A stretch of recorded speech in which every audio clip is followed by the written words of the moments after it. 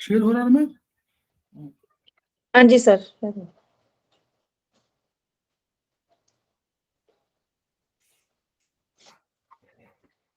एक मिनट बाद अभी शुरू करते हैं। ठीक है सर।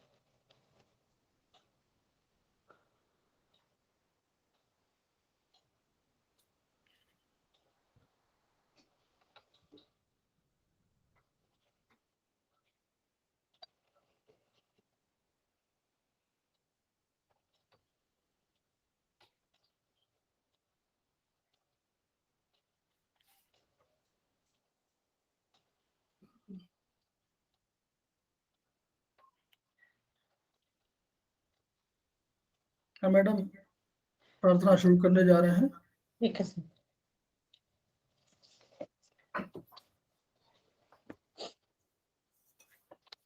ध्यान मुद्रा में 3 बार ओम का उच्चारण, स्पाइन सीधी, और उसके बाद प्रार्थना। ओ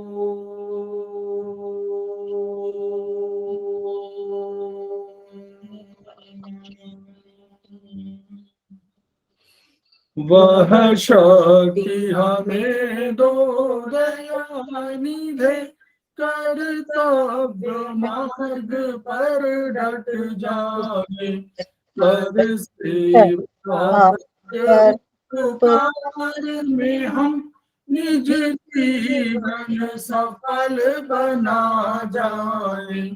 वह शक्ति हमें दो दयानिधे, कर्तव्य मार्ग पर डट जाए। हम दीन दुखी निबलों कितनों के से तकबन संताप हरे, जो है छुटे भूले उनको तारे खुद तर जाए। वह शक्ति दो दयानिधे, कर्तव्य मार्ग पर डट जाए। देश दंभ पाखंड झूठ अन्याय से निष्ठिन दूर रहे, जो हो शुद्ध सरल अपना, शुचि प्रेम सुधा रस बरसावे। वह शक्ति है दयानिधे, कर्तव्य मार्ग पर डट जाए। निज आन मान मर्यादा का प्रभु ध्यान रखे, स्वाभिमान रहे, जो में जन्म लिया, बलिदान उसी पर हो जाए। वह शक्ति हमें दो दयानिधे, कर्तव्य मार्ग पर डट जावे। पर सेवा पर उपकार में हम निज जीवन सफल बना।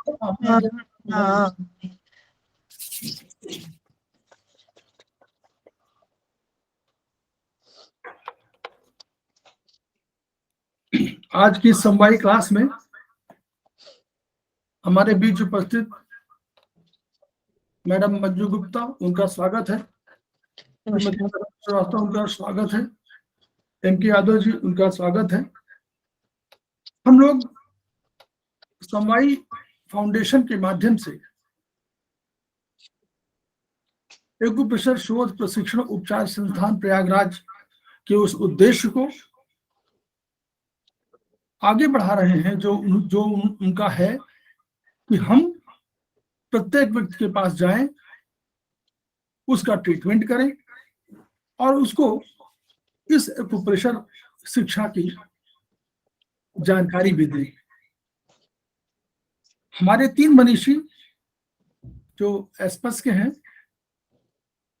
वे हैं ब्रह्मलीन एमपी खेमका सर, वर्तमान में एस्पस के अध्यक्ष जेपी अग्रवाल सर और एपेक्स बॉडी के chairman Shri S Saraf sir. इन 3 मनुष्यों से और अन्य गुरुओं से हमने जो शिक्षा ग्रहण किया है उसको हम जन जन जागरण के अभियान के तहत अपने लोगों के बीच में बांट रहे हैं, ताकि उनके माध्यम से यह अन्य लोगों तक पहुंचे और इस विधा और इस चिकित्सा शिक्षा और इस चिकित्सा की जानकारी सबको हो सके और भारत जैसे गरीब देश में लोग स्वयं अपना उपचार कर सके। हमारे बीच में आज मंजू गुप्ता मैडम उपस्थित हैं। वो आपको चाइनीज के कुछ पॉइंट्स हैं, कुछ सूत्र हैं, कुछ सिद्धांत हैं। एक सिद्धांत उनमें से है लॉ ऑफ हॉररी पॉइंट्स और एक दूसरा सिद्धांत है law of first and last point. तो उन दोनों सिद्धांतों के बारे में आपको बताएंगी, आपसे चर्चा करेंगी। Over to Manju Gupta madam. सभी को नमस्कार। आज हम लॉ ऑफ हॉररी पॉइंट्स के बारे में पढ़ेंगे। जैसा कि टीसीएम के अनुसार हम सभी जानते हैं, टीसीएम के अनुसार कि हमारे शरीर में 12 ऑर्गन मुख्य रूप से बताए गए हैं और इन 12 ऑर्गन से रिलेटेड 12 मेरिडियन बताई गई हैं। अब उस 12 मेरिडियन, इस प्रत्येक ऑर्गन को एक एलिमेंट से भी जोड़ा गया है। प्रत्येक मेरिडियन पर उस ऑर्गन से संबंधित एलिमेंट का एक एक्यू पॉइंट होता है, जिसे कि हॉररी पॉइंट कहते हैं। इस हॉररी पॉइंट में ऊर्जा कम है या ज्यादा है, इस हॉररी पॉइंट पे को स्टिमुलेट करके हमें पता लगा सकते हैं कि इस हॉररी पॉइंट में ऊर्जा कम, उस ऑर्गन में, पर्टिकुलर ऑर्गन में ऊर्जा कम है या ज्यादा है। जैसे कि एक एग्जांपल के द्वारा हम इसमें बताया गया है कि लंग्स का अपना एक लंग्स का हॉररी पॉइंट LU8 बताया है। LU8 किस हिसाब से बताया है कि लंग्स का जो मुख्य एलिमेंट है, लंग्स वो से मेटल से जोड़ा गया है और लंग्स की मेरिडियन में जो मेटल का पॉइंट आता है वो LU8 नंबर पॉइंट है। इसलिए जिस ऑर्गन से का जो एलिमेंट होता है उसका ही वही पॉइंट उस मेरिडियन पर हॉररी पॉइंट कहलाता है। जैसे एक मेरिडियन में हमारे एक ऑर्गन से रिलेटेड जो मेरिडियन है उसमें वो 5 धातुओं के पॉइंट्स पाए जाते हैं और जो ऑर्गन से रिलेटेड जो एलिमेंट है उसी का पॉइंट ही हॉररी पॉइंट कहलाता है। जैसे हम इसको एक अपने हाथ में बताते हैं। जैसे अब हमारा ये माना गया, हम इसको लेफ्ट हैंड में इसको वुड माना गया है और इसको अग्नि माना गया है, इसको अर्थ माना गया, इसको मेटल माना गया और इसको जल माना गया। इसको धातु माना गया, इसको जल माना गया। तो इसी प्रकार ये हमारी ऊर्जा यहाँ से ऐसे चलती है। और एक मिनट, और हमारे इस हॉररी पॉइंट की एक विशेषता और है, जिस प्रकार हम ये जानते हैं कि हम एनर्जी 3 जगह से लेते हैं। जैसे 3 जगह से हमें मिलती है हमारे शरीर में, हमारे शरीर को चलाने के लिए। जैसे हमें पहले एनर्जी प्रीनेटल बाय बर्थ मिलती है, जो हमें अपने पेरेंट्स से मिलती है, और दूसरी एनर्जी हमें खाने पीने से मिलती है, जो खाने पीने से हमें ऊर्जा प्राप्त होती है, दूसरी तरह की एनर्जी होती है। तीसरी एनर्जी हमें कॉस्मोस से मिलती है। तो हमें 3 प्रकार से शरीर को चलाने के लिए एनर्जी मिलती है। जो हमें कॉस्मोस से एनर्जी मिलती है वो हमारे इन हॉररी पॉइंट पर ही मिलती है। जैसे कि जो ऑर्गन का हॉररी पॉइंट होगा उस पर यदि हम स्टिमुलेट करेंगे तो उसमें उसके द्वारा हमें एनर्जी मिलती है। और अब इन्होंने हॉररी पॉइंट के साथ हॉररी पॉइंट में एक विशेषता ये हो रहा है कि चाइनीज में प्रत्येक ऑर्गन के लिए एक निश्चित टाइम दिया गया है। जैसे कि हमारे पूरे दिन में 24 आवर्स होते हैं, हर और उन्होंने मुख्य रूप से 12 ऑर्गन माने गए हैं, तो हर ऑर्गन को 2-2 घंटे का टाइम दिया गया है। तो जैसे हम अपने शुरुआत ऐसे करते हैं, जैसे हम सांस लेना हमारा बहुत जरूरी है, प्राण से हम शुरू करते हैं सांस लेने से। तो शुरू में उन्होंने सुबह का 3 से 5 बजे का टाइम लंग्स मेरिडियन के लिए दिया गया है।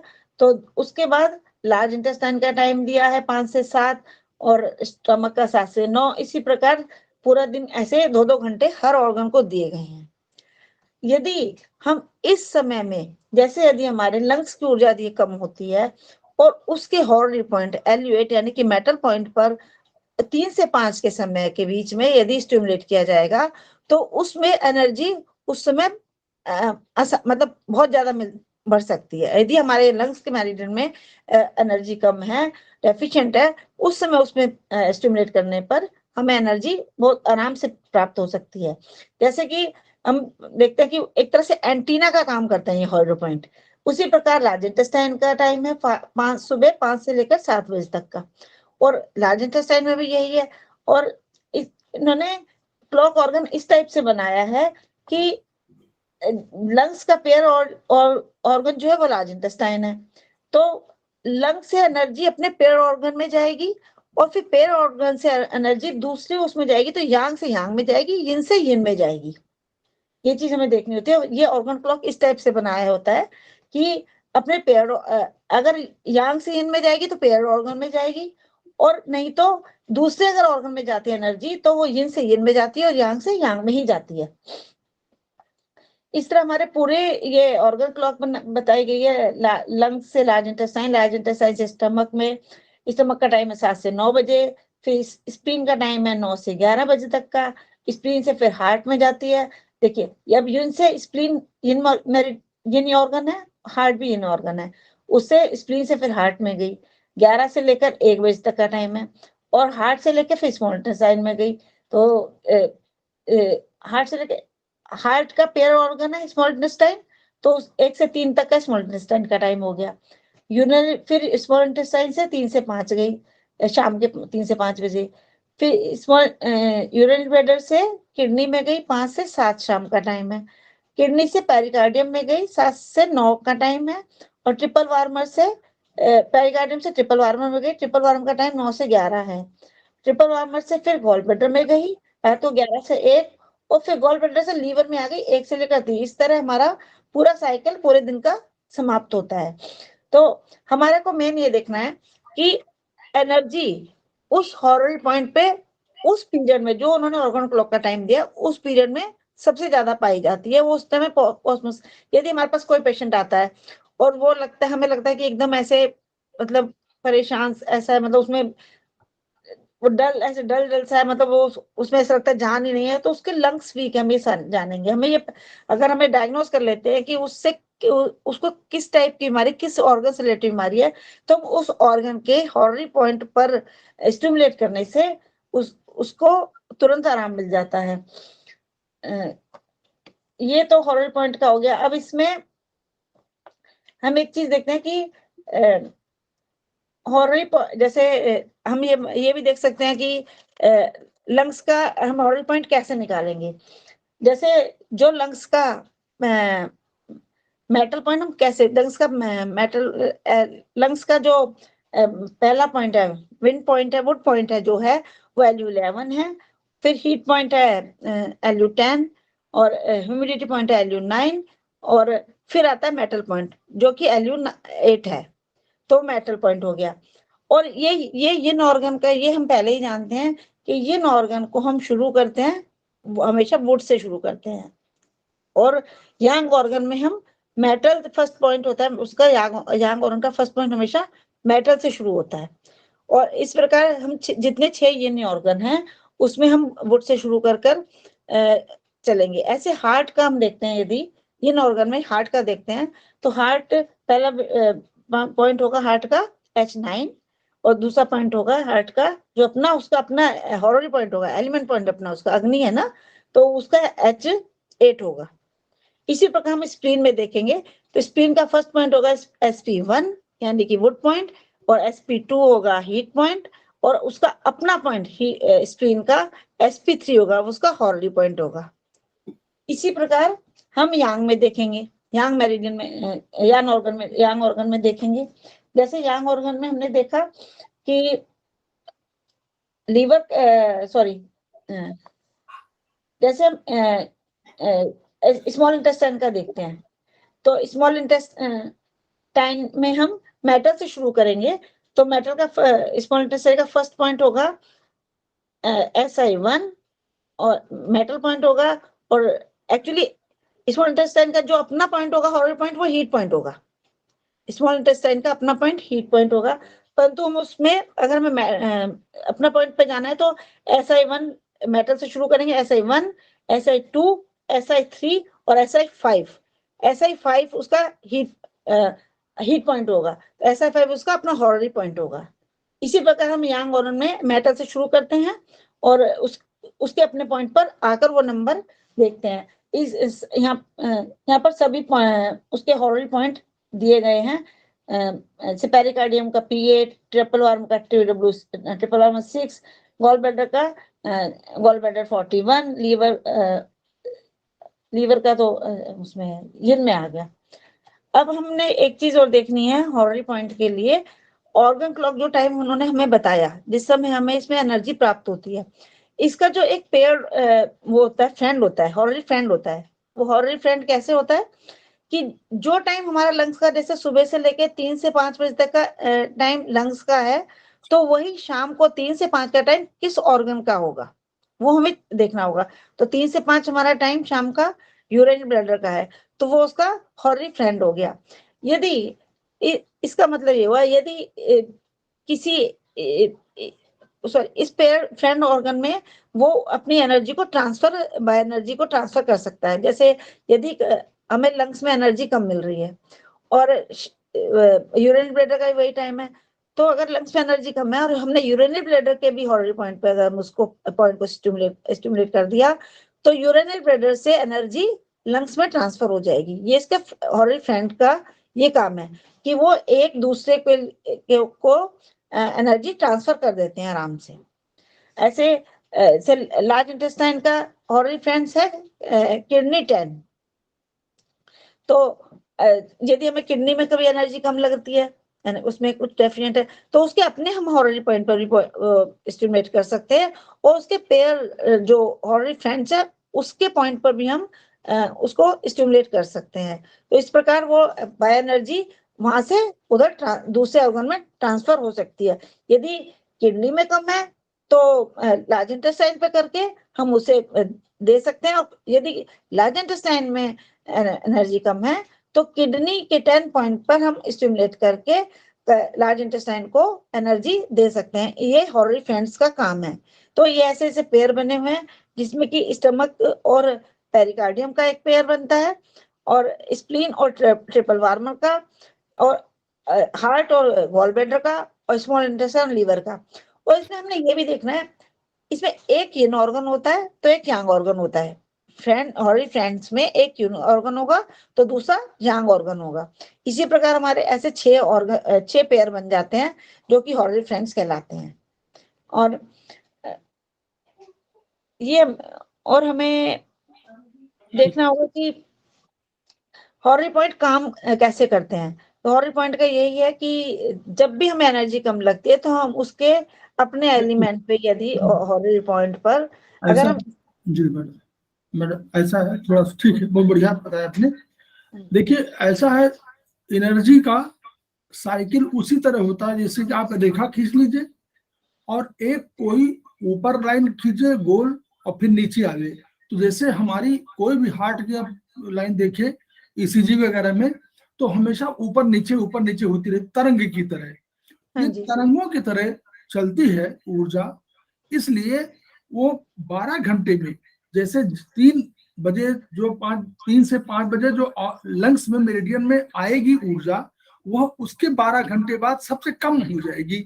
इसीलिए 3 बजे से 5 बजे शाम को वो एनर्जी सबसे कम होगी। उसको एंटी ऑर्गन क्लॉक टाइम कहा गया, कि मतलब ऑर्गन क्लॉक टाइम माने मैक्सिमम एनर्जी और उसके बाद मिनिमम एनर्जी, ऊपर से आई और फिर नीचे आ गई तो सबसे नीचे आ गई 12 घंटे बाद। ये एक साइकिल है, तो सब में ही साइकिल चलेगा।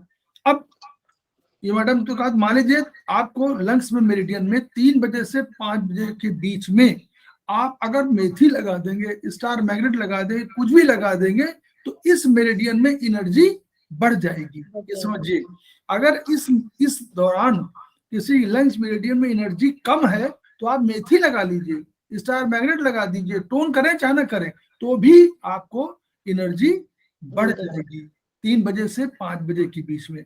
उसी तरह लार्ज इंटेस्टाइन में 5 बजे सवेरे से 7 बजे सवेरे तक मेथी, स्टार मैग्नेट कुछ भी लगाएंगे तो वो टोन हो जाएगी, अपने आप बढ़ जाएगी। ये इसका अर्थ है।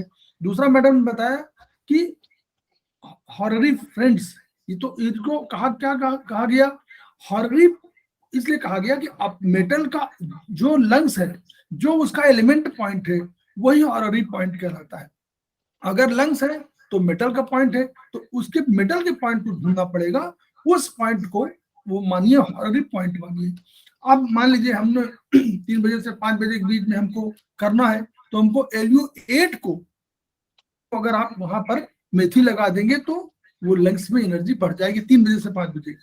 उसी तरह अगर जैसे यूरिनरी ब्लैडर आप कर रहे हैं 3 बजे शाम से 5 बजे शाम, तो ये जो 12 घंटे में सबसे 3 बजे से 5 बजे शाम को सबसे अधिक एनर्जी कहाँ है? यूबी में। जबकि 12 घंटे पहले कहाँ थी एनर्जी? 3 बजे से 5 बजे सवेरे लंग्स में। ये दोनों हॉररी फ्रेंड है, यानी एक को भी टोन करेंगे, एक को भी स्टिमुलेट करेंगे तो दूसरा अपने आप स्टिमुलेट हो जाएगा।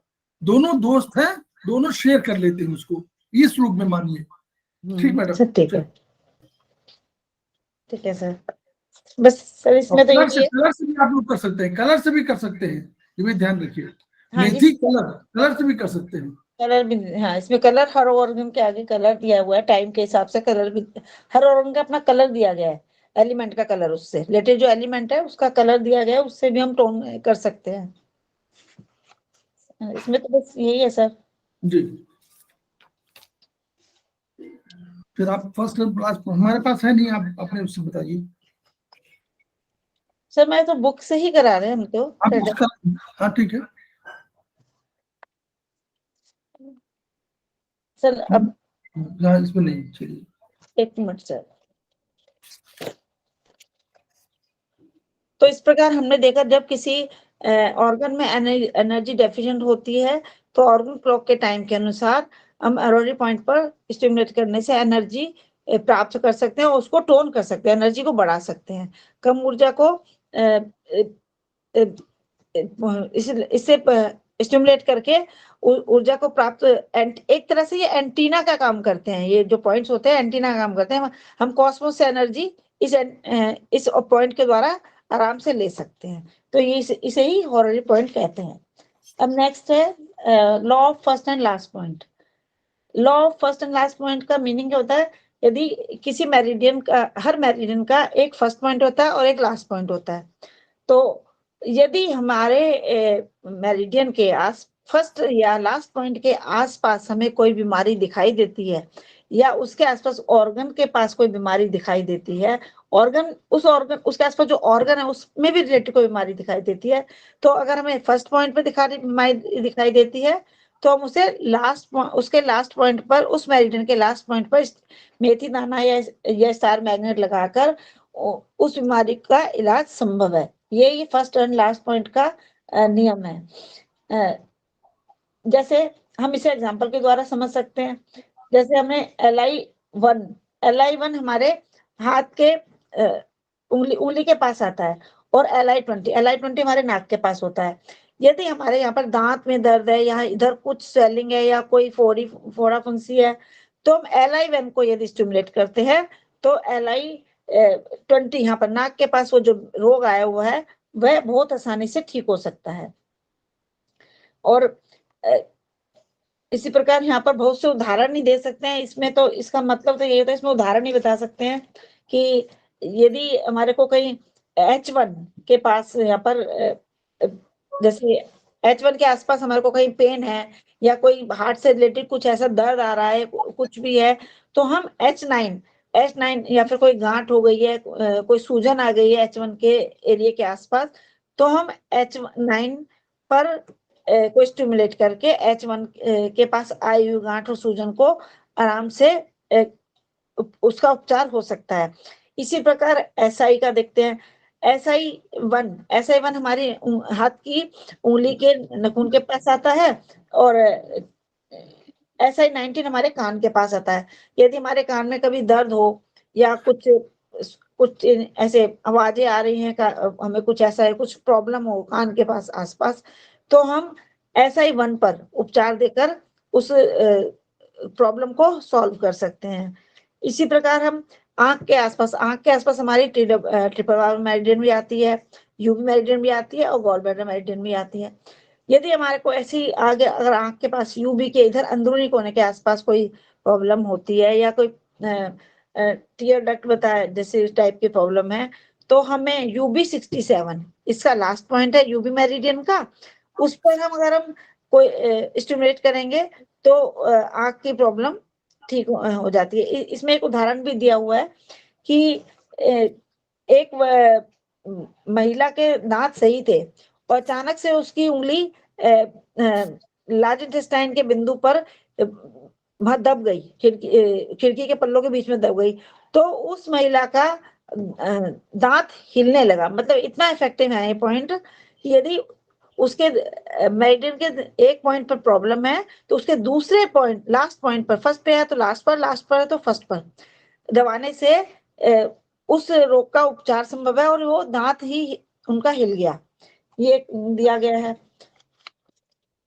तो इसमें सभी फर्स्ट और लास्ट पॉइंट के बिंदु दिए गए हैं। जैसे K1, जैसे हमने देखा K1 हमारे पैर के तलुए के नीचे बीच में जो गड्ढा होता है वहां पर आता है, और यदि K1 के बिंदु पर उपचार देने से हमारे K27 उसका लास्ट पॉइंट है K27, उसके वो वक्षस्थल पर आता है, वहां पर खुजली वगैरह होती है, जलन होती है, तो K1 पे उपचार देने से हमारे वो खुजली और जलन भी ठीक हो जाती है। और K1 पे वैसे भी यदि किसी इंसान को बेहोशी वगैरह हो रही हो या कुछ हो तो उस पे उपचार देने से भी वह ठीक हो जाता है। K1 एक बहुत अच्छा पॉइंट है। इसी प्रकार ट्रिपल वार्मर भी हमने बताया कान के आसपास रहता है, तो TW20 यहाँ कनपट्टी के पास यहाँ पर रहता है उसका, तो कनपट्टी अगर हमें सिर दर्द हो तो ट्रिपल वार्मर 1 पे उपचार देने से भी उसका दर्द वहां से ठीक हो जाता है। इसी प्रकार सभी बीमारियों के लिए, अधिकतर बीमारियों के लिए यदि हमें बस यही देखना है कि उसका फर्स्ट पॉइंट कहाँ पर आता है ओरिजिनल में बॉडी पे हमारा कहाँ पर आता है और लास्ट पॉइंट कहाँ आता है, तो हमें जब भी उपचार करना हो तो हमारे को ध्यान में ये ध्यान रखना पड़ेगा कि उसके आसपास कोई फर्स्ट या लास्ट पॉइंट मेरिडियन का ना हो। वो हम ध्यान देंगे, वो होगा तो उसके लास्ट पॉइंट पर, और लास्ट पॉइंट पर अगर कोई प्रॉब्लम दिखाई दे रही है तो उसके फर्स्ट पॉइंट पर हमें उपचार देना होगा। ये हमें फर्स्ट एंड लास्ट पॉइंट का नियम हमें सिखाता है। तो इसमें तो यही है, बस इतना ही हो सकता है। ठीक है, गवर्निंग वेसल मेरिडियन मैडम बता दो। गवर्निंग वेसल मेरिडियन का पॉइंट और सीवी मेरिडियन का पॉइंट जो है GV28 और CV24 है। हाँ जी, अच्छा, हाँ GV1 के पास कोसिक्स मतलब टेल बोन जो होती है उसके पास होता है GV1। हाँ जी, और GV28 बिल्कुल मुंह अंदर चला जाता है लास्ट में, अंदर चला जाता है। वो तो मसूड़े में यदि कोई छाला वाला हाँ वहां पे कर दीजिए आप, तो उसके छाला हो GV1 पे, यहाँ पे आप ये मेरिडियन पे आप हाथों पर कर सकते हैं। ठीक है सर। जो आप करते हैं ये मेरिडियन, इनमें कोई आवश्यक नहीं कि आप ओरिजिनल पॉइंट पे जाएं। ये हमारा जो ड्यूअल चार्ट है आप उसका सहारा लीजिए, यानी GV1 आपको स्पेस मालूम होगा कि GV1 के पास पॉइंट है, वो आप मेरिडियन से देखिए। अब GV28 पॉइंट पे आपको कार्रवाई करनी है तो GV28 पे तुरंत कार्रवाई कर दीजिए, बस वहां मेथी लगा दीजिए, आपका ठीक हो जाएगा। उसी तरह CV1 का पॉइंट जहां भी आपको वो मेरिडियन देख लीजिए, बस CV1 पॉइंट है और CV24 का पॉइंट क्या है, बस आप इस ड्यूअल चार्ट में ही उसको ट्रीट कर दीजिए। लेफ्ट राइट का ध्यान रखिए, जिस डायरेक्शन में हो, जैसे सीवी जीवी तो बिल्कुल बीचों बीच है, तो आप दोनों हाथों में दे सकते हैं, कोई दिक्कत नहीं। लेकिन जो मेरिडियन जहां पर जिस मेरिडियन की तरफ दर्द हो आप उसको अधिक ध्यान दीजिए, बस इतना है। दोनों में कर सकते हैं। ये बहुत उपचार का सिद्धांत बहुत बढ़िया मैडम ने बताया। और ये फर्स्ट और लास्ट पॉइंट को आप भूलिए नहीं। जब भी कभी फर्स्ट का पॉइंट हो, फर्स्ट के आसपास हो तो लास्ट, लास्ट के पॉइंट हो तो फर्स्ट, ये दोनों एक दूसरे से जुड़े हुए हैं। फर्स्ट का लास्ट और लास्ट का फर्स्ट, ये सिद्धांत अब अगर आप करेंगे तो आगे चल के आप देख लीजिए कि बहुत ही आपको फायदा होगा। और इसको करने पर कभी कभी बिल्कुल सिंपल सी चीज है, आप केवल मेथी लगा लीजिए तो भी आपका फायदा जरूर तुरंत हो जाएगा।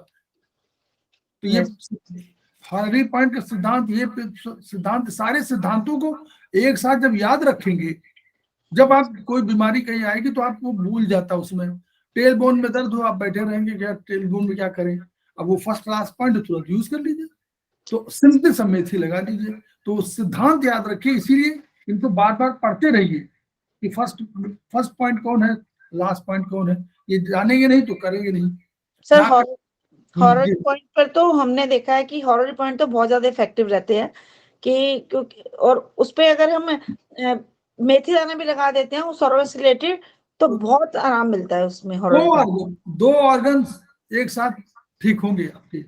यस सर, देखिए 2 ऑर्गन एक साथ ठीक होंगे, जो ऑर्गन जिस पर लगा रहे हैं वो, और जिसका हॉररी फ्रेंड वो है, दोनों ऑर्गन एक साथ हाँ जी। देखिए, तो इसलिए जो है बहुत बढ़िया मैडम, थैंक यू, नमस्कार सर, धन्यवाद सर, बहुत बढ़िया बहुत बढ़िया, थैंक यू। अब हम लोग आते हैं 10 उत्पत्ति सिद्धांत हम लोग को चल रहा था, हम लोग उसी पर आ जाए। हम लोगों ने अभी कल काफी सीखा था। एक हम लोगों का रह गया था कि हम लोग टिश्यू लेवल पर बात कर रहे थे। इसी चार्ट में टिश्यू लेवल बात कर रहे हैं। टिश्यू माने हम टिश्यू की बात जब कर रहे हैं तो धातु कर रहे हैं, धातु। और हम आयुर्वेद में है इस समय, चाइनीज में नहीं है, तो हम आयुर्वेद में हैं। आयुर्वेदिक एक्यूप्रेशर में धातुएं जो मानी गई वो मानी गई रस, रक्त, मांस, मेद, अस्थ, मज्जा, शुक्र। और यहाँ पर आयुर्वेदिक एक्यूप्रेशर में एक और उन्होंने ओजस को भी एक शामिल कर लिया। ठीक, अब ओजस माने जो पूरा ऑरा, जो उसको प्रभामंडल, जो प्रभामंडल आपका कांति चेहरे की जो सब है, तो वो ओजस, तो उन्होंने एक 8वां मान लिया। और कि इन सब के बैलेंस होने की वजह से ओजस माने आपके चेहरे का तेज बढ़ता है, तेज होता है, तो वो टिश्यू का लेवल पे। अब टिश्यू का अवधारणा पर कैसे हम अपने हाथों में स्थापित करेंगे, इसकी बात आई। तो हम लोगों ने क्या कहा, जो आयुर्वेदिक एक्यूप्रेशर का रस है वो रस सामान्य रस नहीं है, वो रस भोजन रस नहीं है। भोजन रस से एक रस बनता है, भोजन रस, जो भोजन रस बनाता है उससे आयुर्वेदिक एक्यूप्रेशर के अनुसार, आयुर्वेद के अनुसार एक दूसरा रस बनता है, उसको हम रस की संज्ञा देते हैं। तो वो रस बात जब आई तो रस कहाँ पर होगा, वो रस में प्लाज्मा होगा, क्योंकि ब्लड में देखा ना प्लाज्मा होता है। तो रक्त, जब कभी आप रस की बात करेंगे तो उसमें पानी तो जरूर होगा। रस माने पानी, आप चीनी का घोल बनाते हैं तो चीनी होती है और पानी होता है, तो पानी तो बेस है। तो रस माने पानी का बेस। पानी किसमें है, हम लोगों ने किसमें उंगली में रखा था, उंगली नंबर 4 में हम लोगों ने रखा था रस। क्यों, उंगली नंबर 4 में हमने क्या रखा था, किडनी। तो जल को जो हम लोग रखा, तो पहले वहां से शुरुआत किया, रस। रस हम लोगों ने कहा किया, भोजन रस से रस बना, तो रस को हम लोगों ने रख दिया उंगली नंबर 4 में। पहले यही से शुरुआत किया, रखने का तरीका बता रहा हूं मैं। तो रस हो गया, रस से ये जो ये है कि रस, इनका धातु इसी क्रम से धातुएं बनती है, यानी रस से रक्त बनता है। तो रस से फिर रक्त बना, तो रक्त कैसे बना, रक्त माने लीवर, यही था ना, गर्मी। तो रक्त माने गर्मी, तो रस से रक्त बनी, तो फिंगर नंबर 3 आ गई रखने का तरीका। अब जब रक्त बन गया तो फिर हम लोगों ने क्या कहा, रस से रक्त और रक्त से मांस, तो मांस हम लोगों ने कहाँ रखा था, याद रखिए, याद करिए, हम लोगों ने मांस कहाँ रखा था, स्किन, स्किन कहाँ रखी थी, स्किन हम लोगों ने स्मॉल स्मॉल फिंगर में रखी थी। क्यों, हम लोगों ने क्या कहा था, आकाश, याद रखिए आकाश कहाँ पर था, आकाश का ही तो त्वचा है, हमारे शरीर की त्वचा वही तो है। तो हम लोगों ने आकाश को कहाँ रखा था, आकाश को रखा था किसमें, किस उंगली में रखा था, तो हम लोगों ने रखा था स्मॉल फिंगर, ये स्किन त्वचा आ गई। अब तो हम लोगों ने फिर रखा रस रक्त मांस, मांस हो गया, मांस से बना मेद, जब मांस बन गया तो वो अपनी पूरी एनर्जी पूरे चरण में, जैसे प्रोडक्शन होता है पूरे चरणों में प्रोडक्शन हुआ, और फिर वो बना मेद। तो मेद हम लोगों ने रख दिया उंगली नंबर 2 में, मेद। मेद के बाद, मेद माने थोड़ा सा फ्लैश टाइप का, फ्लैश थोड़ा सा, और एडिपोज टिश्यू जो इसमें फ्लैश, जिसको बोलते हैं कि अरे इसका मेद बढ़ गया, मतलब थोड़ा फैटी हो रहा है, तो वो मेद, वो मेद की बात है, एडिपोज टिश्यू जो फैट के रूप में करता है, तो ये मेद हो गया। मेद के बाद फिर हम लोग क्या हुआ, रस रक्त मांस मेद, फिर अस्थि। जब मेद बन गया तो मेद से फिर जब ये फिर नौ देखिए हमारी एनर्जी कितनी है, 10, एनर्जी के 10 चरण है। याद रखिएगा सिद्धांत, 0 चरण क्या है, उत्पत्ति, 9वां चरण क्या है, निष्पत्ति, मानी अब उसके बाद ट्रांसफर होगा, कहीं ट्रांसफॉर्मेशन होगा, जीवन मरण वाला पॉइंट। 0 उत्पत्ति, 9 निष्पत्ति, तो 9 पर आपको क्या होगा, 9 पर आपको दूसरा रूपांतरण होगा। तो इसलिए रस जब 0 से 0 में उत्पत्ति हुई, 9वें पर जब पहुंचा, तो 9वें के बाद अगला 0 जो हो गया वो हो गया रक्त, और रक्त जब 9 पे पहुंचा तो अगला जब 0 हो गया तो हो गया मांस, मांस जब 9 में पहुंचा तो हो गया वो अस्थि, मेद, और मेद जब 9 में पहुंचा, 0 1 2 3 4 5 6 7 8 9 चरण पहुंचा, तो अगला 0 जो हुआ वो अस्थि हो गया। तो अस्थि कहाँ रखा हम लोगों ने, अस्थि क्या थी, सबसे मजबूत थी, सबसे मजबूत थी, भारी थी, अस्थियां की वजह से वेट होता है ना, कहते हैं वेट जो है अस्थियों की वजह से होता है। तो वेट किसमें, वो भारीपन किसमें था, पूरे हम पंच धातुओं में देखें, भारीपन किसमें था, पृथ्वी में था। तो पृथ्वी में हमने रखा, पृथ्वी ये थी फिंगर नंबर 5, 5 नंबर, तो फिंगर नंबर 5 ये यहाँ पे हो गई। तो ये यहाँ पर क्या हुआ, फिंगर नंबर 5 में हमने रख दिया अस्थि।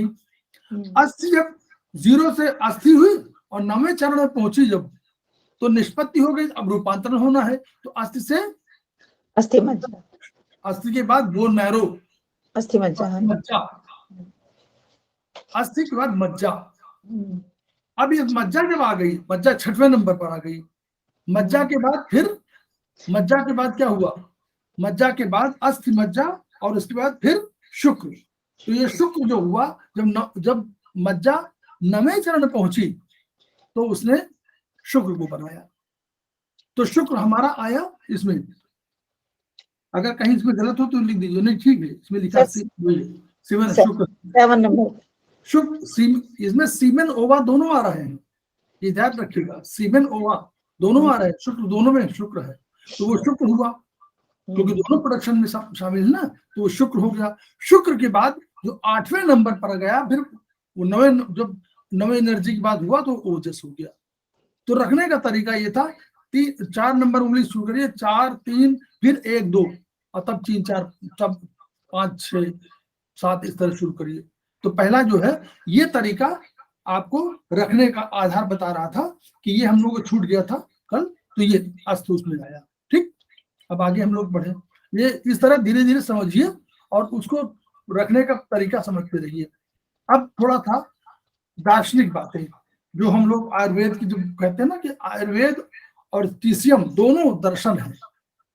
ऐसा नहीं है कि पहले हम लोगों ने ऑपरेशन किया हो, देखा हो, फिर जाना हो कि ये क्या चीज है, या जो देख लिया हो वही जाना हो ना, जिसको मन से देखा वो भी जानकारी है, वो दर्शन है। तो दर्शन, अब देखिए हम लोग आत्मा को 9वें नंबर पे रख रहे हैं। अब आत्मा के माध्यम से हम कह रहे हैं शरीर का उपचार कैसे कर रहे हैं, उसको देखिए।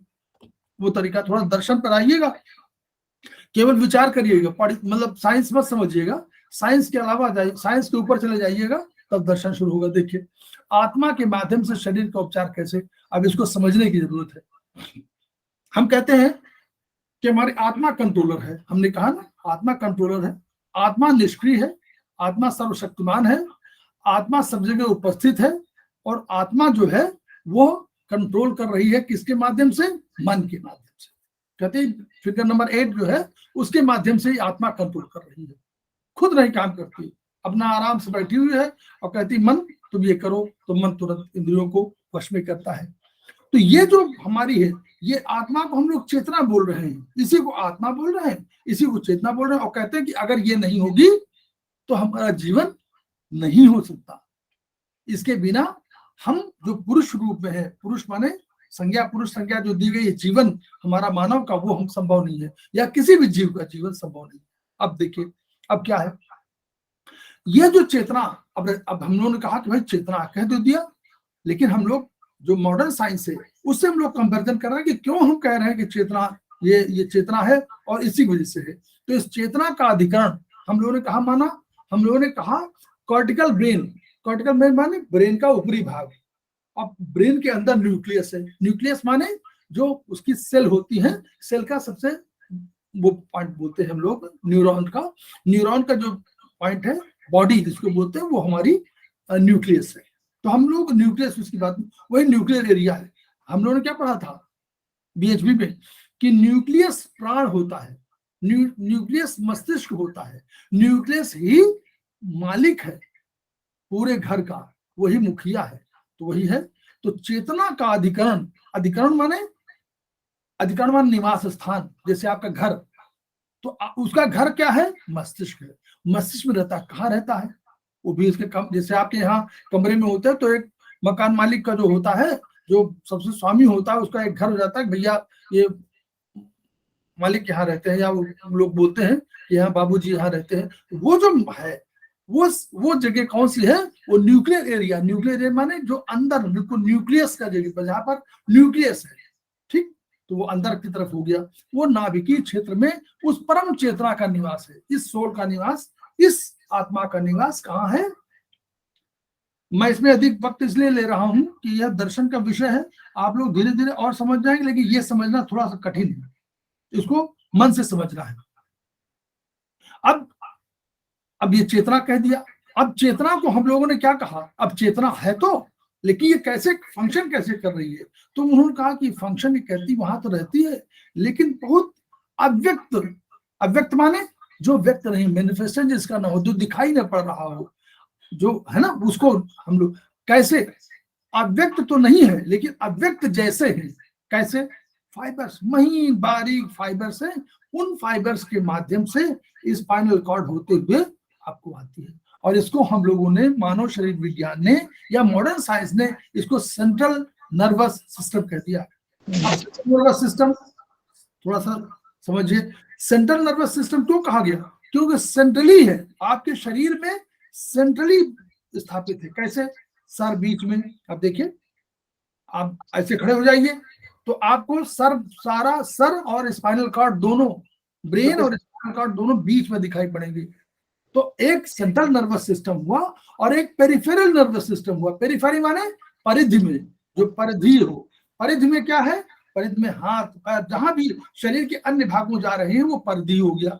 तो सेंट्रल नर्वस सिस्टम में अंदर ब्रेन में चेतना है, निवास कर रही है, और वहां से सूक्ष्म बिंदु, सूक्ष्म फाइबर से, वही बारीक से फाइबर्स जो न्यूरॉन्स कहलाते हैं, तो न्यूरॉन्स के फाइबर्स हैं, उन फाइबर्स के माध्यम से वो, जिनको एक्सॉन, वहां एक्सॉन बोलते हैं, तो लेकिन फाइबर समझ लीजिए वो रेशे टाइप के हैं, वो रेशों के माध्यम से रोम रोम, कण कण, सेल सेल, जिसको सेल सेल कहना चाहिए, कण कण माने सेल सेल, सेल सेल में व्याप्त हो जाती है।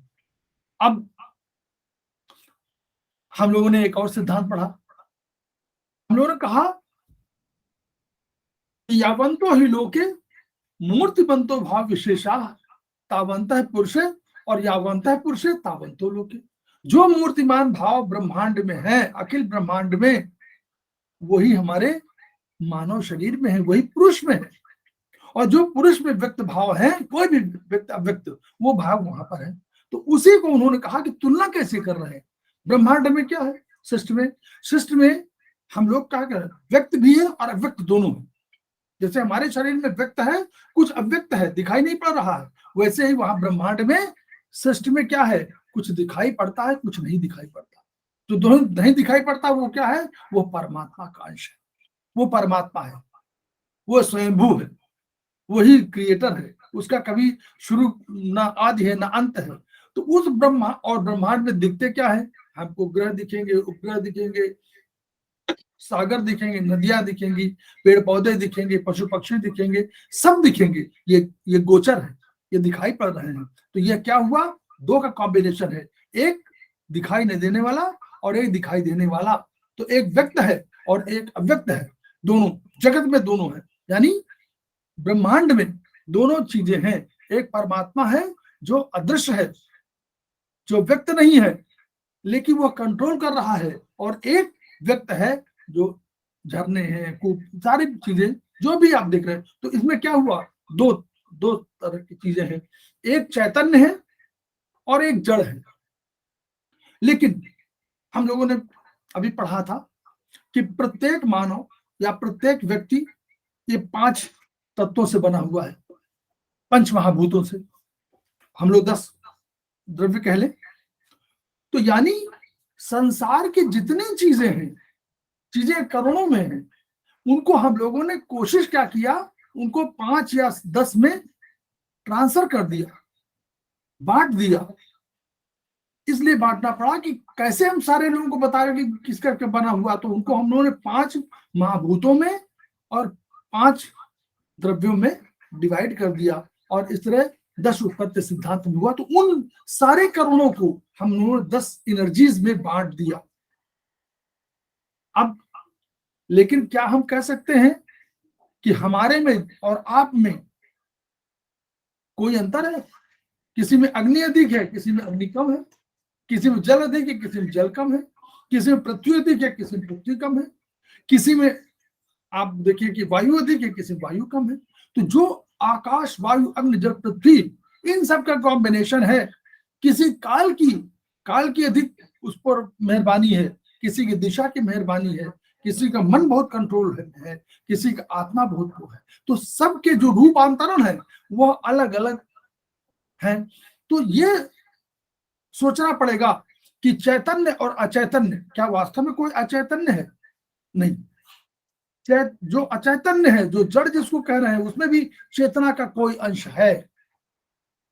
वो अंश सूक्ष्मतम हो सकता है, वो 0.1% हो सकता है, वो 0.001% हो सकता है, लेकिन चेतना उसमें भी है। तो चैतन्य है और एक अचैतन्य यानी कम चैतन्य है। तो उसको जिसको जड़ कह रहे हैं, वो चैतन्य और जड़ कोई नहीं है, लेकिन चैतन्य और कम चैतन्य हो। तो इस तरह चेतन और जड़ की, तो यानी ब्रह्मांड में क्या हुआ, एक चेतना वाला और एक कम चेतना वाला, दो चीजें हैं। और इन सब के कॉम्बिनेशन से ही ये ब्रह्मांड अपना काम प्रकृति के माध्यम से कर रही है। प्रकृति में सारी चीजें हैं। तो जैसे वो अभिव्यक्तियां, ब्रह्मांड की अभिव्यक्तियां, चेतना की प्रधानता जिसमें हो और चेतना की प्रधानता जिसमें न हो, यानी चेतन बहुत कम हो, इन दोनों रूपों में प्रकट हुई। और उन दोनों का ऐसा इसको कॉस्मिक नेटवर्क संख्या दिया गया। क्यों? ये कॉस्मिक ब्रह्मांड के नेटवर्किंग सिस्टम है कि वो एक आदेश कोई आ रहा है, उस आदेश को इतने में बांट रहा है। कोई आदेश, कोई सिस्टम प्रिवेल कर रहा है। जैसे आप बारात में जाइए तो वहां आपको लगेगा कि एक कोई आदमी है जो कह रहा है कि बैंड इधर मुड़ जाएगा। आपको पीछे जो चल रहा है उसको मालूम नहीं पड़ता कि किसने मुड़ा दिया, कोई तो मुड़ाने वाला है। तो पीछे वाले को दिख ही नहीं रहा कि कौन मुड़ रहा है। फिर उसके बाद वहां चला गया, फिर वो अचानक रुक गए, तो वो रोकने वाला भी कोई हो गया। तो सारी अभिव्यक्तियां जो चेतना वाली और कम चेतना वाली हैं, ये चेतन और जड़ के रूप में प्रकट है, और ये कॉस्मिक नेटवर्क है। अब इस कॉस्मिक नेटवर्क से तुलना हम अपने करते हैं। हमारे यहाँ क्या कॉस्मिक नेटवर्क है? हमारे यहाँ चेतना कहाँ रह रही, मस्तिष्क में रह रही है। वो क्या कर रही है? वो खुद तो सूक्ष्म है, खुद तो स्थूल है नहीं, खुद सूक्ष्मतम है, और वो दिखाई भी नहीं पड़ रही है, लेकिन वो कैसे कर रही है, वो इन कोशों के, इन केंद्रीय तंत्रिका तंत्र जो सेंट्रल नर्वस सिस्टम है, इसके माध्यम से क्या कर रही है, सूक्ष्मतम फाइबर्स के माध्यम से और आती है, और आपका ब्रेन और स्पाइनल कॉर्ड इनके माध्यम से आपका पूरा जाल बिछा देती है। और इसी से सारी ऊर्जा जो एक जगह चेतना है, जो आपकी आत्मा की चेतना है, जो ब्रेन की चेतना है, वो आपके हाथों पैरों की चेतनाओं में और सेल की चेतनाओं में ट्रांसफर कर दे रही है। तो जैसे हर चीज की, हर जो पदार्थ है उसमें दो शक्तियां हैं, एक तो उसका स्ट्रक्चर है और एक उसका फंक्शन है। ब्रह्मांड में घटित हो रही तो आप तो समझ नहीं रहे, लेकिन वो क्रियाएं हैं, जो फंक्शन है वो किसी स्ट्रक्चर से निहित है। स्ट्रक्चर तो आप देख रहे हैं, पेड़ पौधे सब कुछ, लेकिन वो बना रहे हैं, जो क्लोरोफिल बना रहे हैं वो आप देख नहीं पा रहे हो, लेकिन वो बना रहे हैं। तो जो उनका फंक्शन है, जो स्ट्रक्चर है, दो वहां है। ऐसे हमारे शरीर में एक स्ट्रक्चर है और एक फंक्शन है सबका। हर सेल का एक स्ट्रक्चर है और हर सेल का एक फंक्शन है। तो इस रूप में चेतन और कम चेतन और स्ट्रक्चर और फंक्शन में सारी चीजें, सारी प्रकृति की वस्तुएं हमारी मतलब विभाजित है। अब आयुर्वेद में हम लोग जो स्ट्रक्चर की बात कर रहे हैं तो उसको हम अधिकरण की बात कर रहे हैं, हमेशा बोलते हैं अधिकरण। अब अधिकरण है, हम लोगों ने ये भी माना था कि हमारे यहाँ अब चेतना क्या है, चेतना को हम लोग एनर्जी फॉर्म मान रहे हैं, चेतना एनर्जी है। हम लोग शक्ति को क्या मान रहे हैं, हम वही जैसे कहते नहीं कि ऊर्जा की शक्ति है, तो ऊर्जा में शक्ति है तो उसको हम लोग गुण, हम लोग द्रव्य गुण कर्म में माना है ना, तो गुण माने शक्ति, और द्रव्य की क्रिया में उसको कर्म मानते हैं। और कर्म हम लोग द्रव्य, वो हम लोग द्रव्य माना, तो द्रव्य हमारा अधिकरण है। जो द्रव्य है वो अधिकरण है, उसी में तो रह रहा है। और गुण तो शक्ति उसमें है, और जो द्रव्य की क्रियाएं हो रही वो कर्म है। और परिणाम क्या है, तो जैसे कोई भी रिजल्ट होता है, कोई काम करेंगे तो परिणाम होगा, तो कर्मफल हो गया। तो हमारे अधिकरण हो गया, हमारे चेतना हो गई, हमारे द्रव्य गुण कर्म हो गया, तीनों हो गया। तो द्रव्य गुण कर्म, द्रव्य अधिकरण, और कर्म जो है जो कर रहे हैं क्रिया, और जो शक्ति है वो उसके गुण, और कर्मफल हो गया परिणाम। तो ये अब हम लोग उससे करें। यहाँ पे देखिए मॉडर्न साइंस क्या कहती है, वो भी तो यही कहती है ऊर्जा कार्य करने की शक्ति है। यानी ऊर्जा हम लोगों ने कहा चेतना, और कार्य करने की शक्ति क्या कह दिया, हम लोगों ने कह दिया गुण है। और प्रत्येक क्रिया के समतुल्य विपरीत प्रतिक्रिया है, यानी कोई भी काम करेंगे तो उसका परिणाम होगा। परिणाम विपरीत प्रतिक्रिया माने परिणाम कोई होगा। तो ये जो हम लोगों ने कहा ना, कर्म करेंगे, प्रत्येक क्रिया माने कर्म करेंगे, उसके अगेंस्ट में कर्म फल होगा। अब कर्म फल क्या है, तो हमने क्या किया, हमने जब कर्मफल कहा कि अगर आप कोई अच्छा काम करेंगे तो उसका फल अच्छा मिलेगा, यही तो हम कह रहे हैं। तो उसी तरह उन्होंने कहा कि जैसे बीज शुरू हो रही है और बीज को आप बो दिया आपने, तो पेड़ बना, पहले पुष्पित होगा, पुष्प लगेंगे, फिर फल लगेंगे। कभी कभी ऐसा भी होता है कि पुष्प नहीं आते लेकिन फल आता है। पुष्प आपको दिखाई नहीं पड़ते लेकिन पुष्पित तो होता है, पुष्पित होता है, फूल आते दिखाई नहीं पड़ते आपको, लेकिन पुष्पित होता और लेकिन फल बन जाता है। रिजल्ट क्या है, फल। जो आपने पेड़ आज लगाया, और आज दादी ने कोई आपने लगाया, दादा ने लगाया, उनको लगाया, बाबा ने लगाया और लगाया, तो वो तो फल नहीं जानते थे कि 15 वर्ष बाद आएगा, हो सकता है 15 वर्ष उनका जीवन ना हो, तो लेकिन कर्म फल जानते थे कि इसका फल होगा जरूर, ये फल देगा एक दिन। तो वो जो कर्म फल है वही है कि उन्होंने लगाया तो था और आशा यही थी कि फल देगा, तो वो उनके बाद जीवन के बाद आए, लेकिन उसने फल दिया। तो वही है, यही सृष्टि क्रम है कि फल तक की यात्रा है, बीज बोने से लेकर के और उसका परिणाम निकलेगा, ये फल, ये यात्रा है आपकी।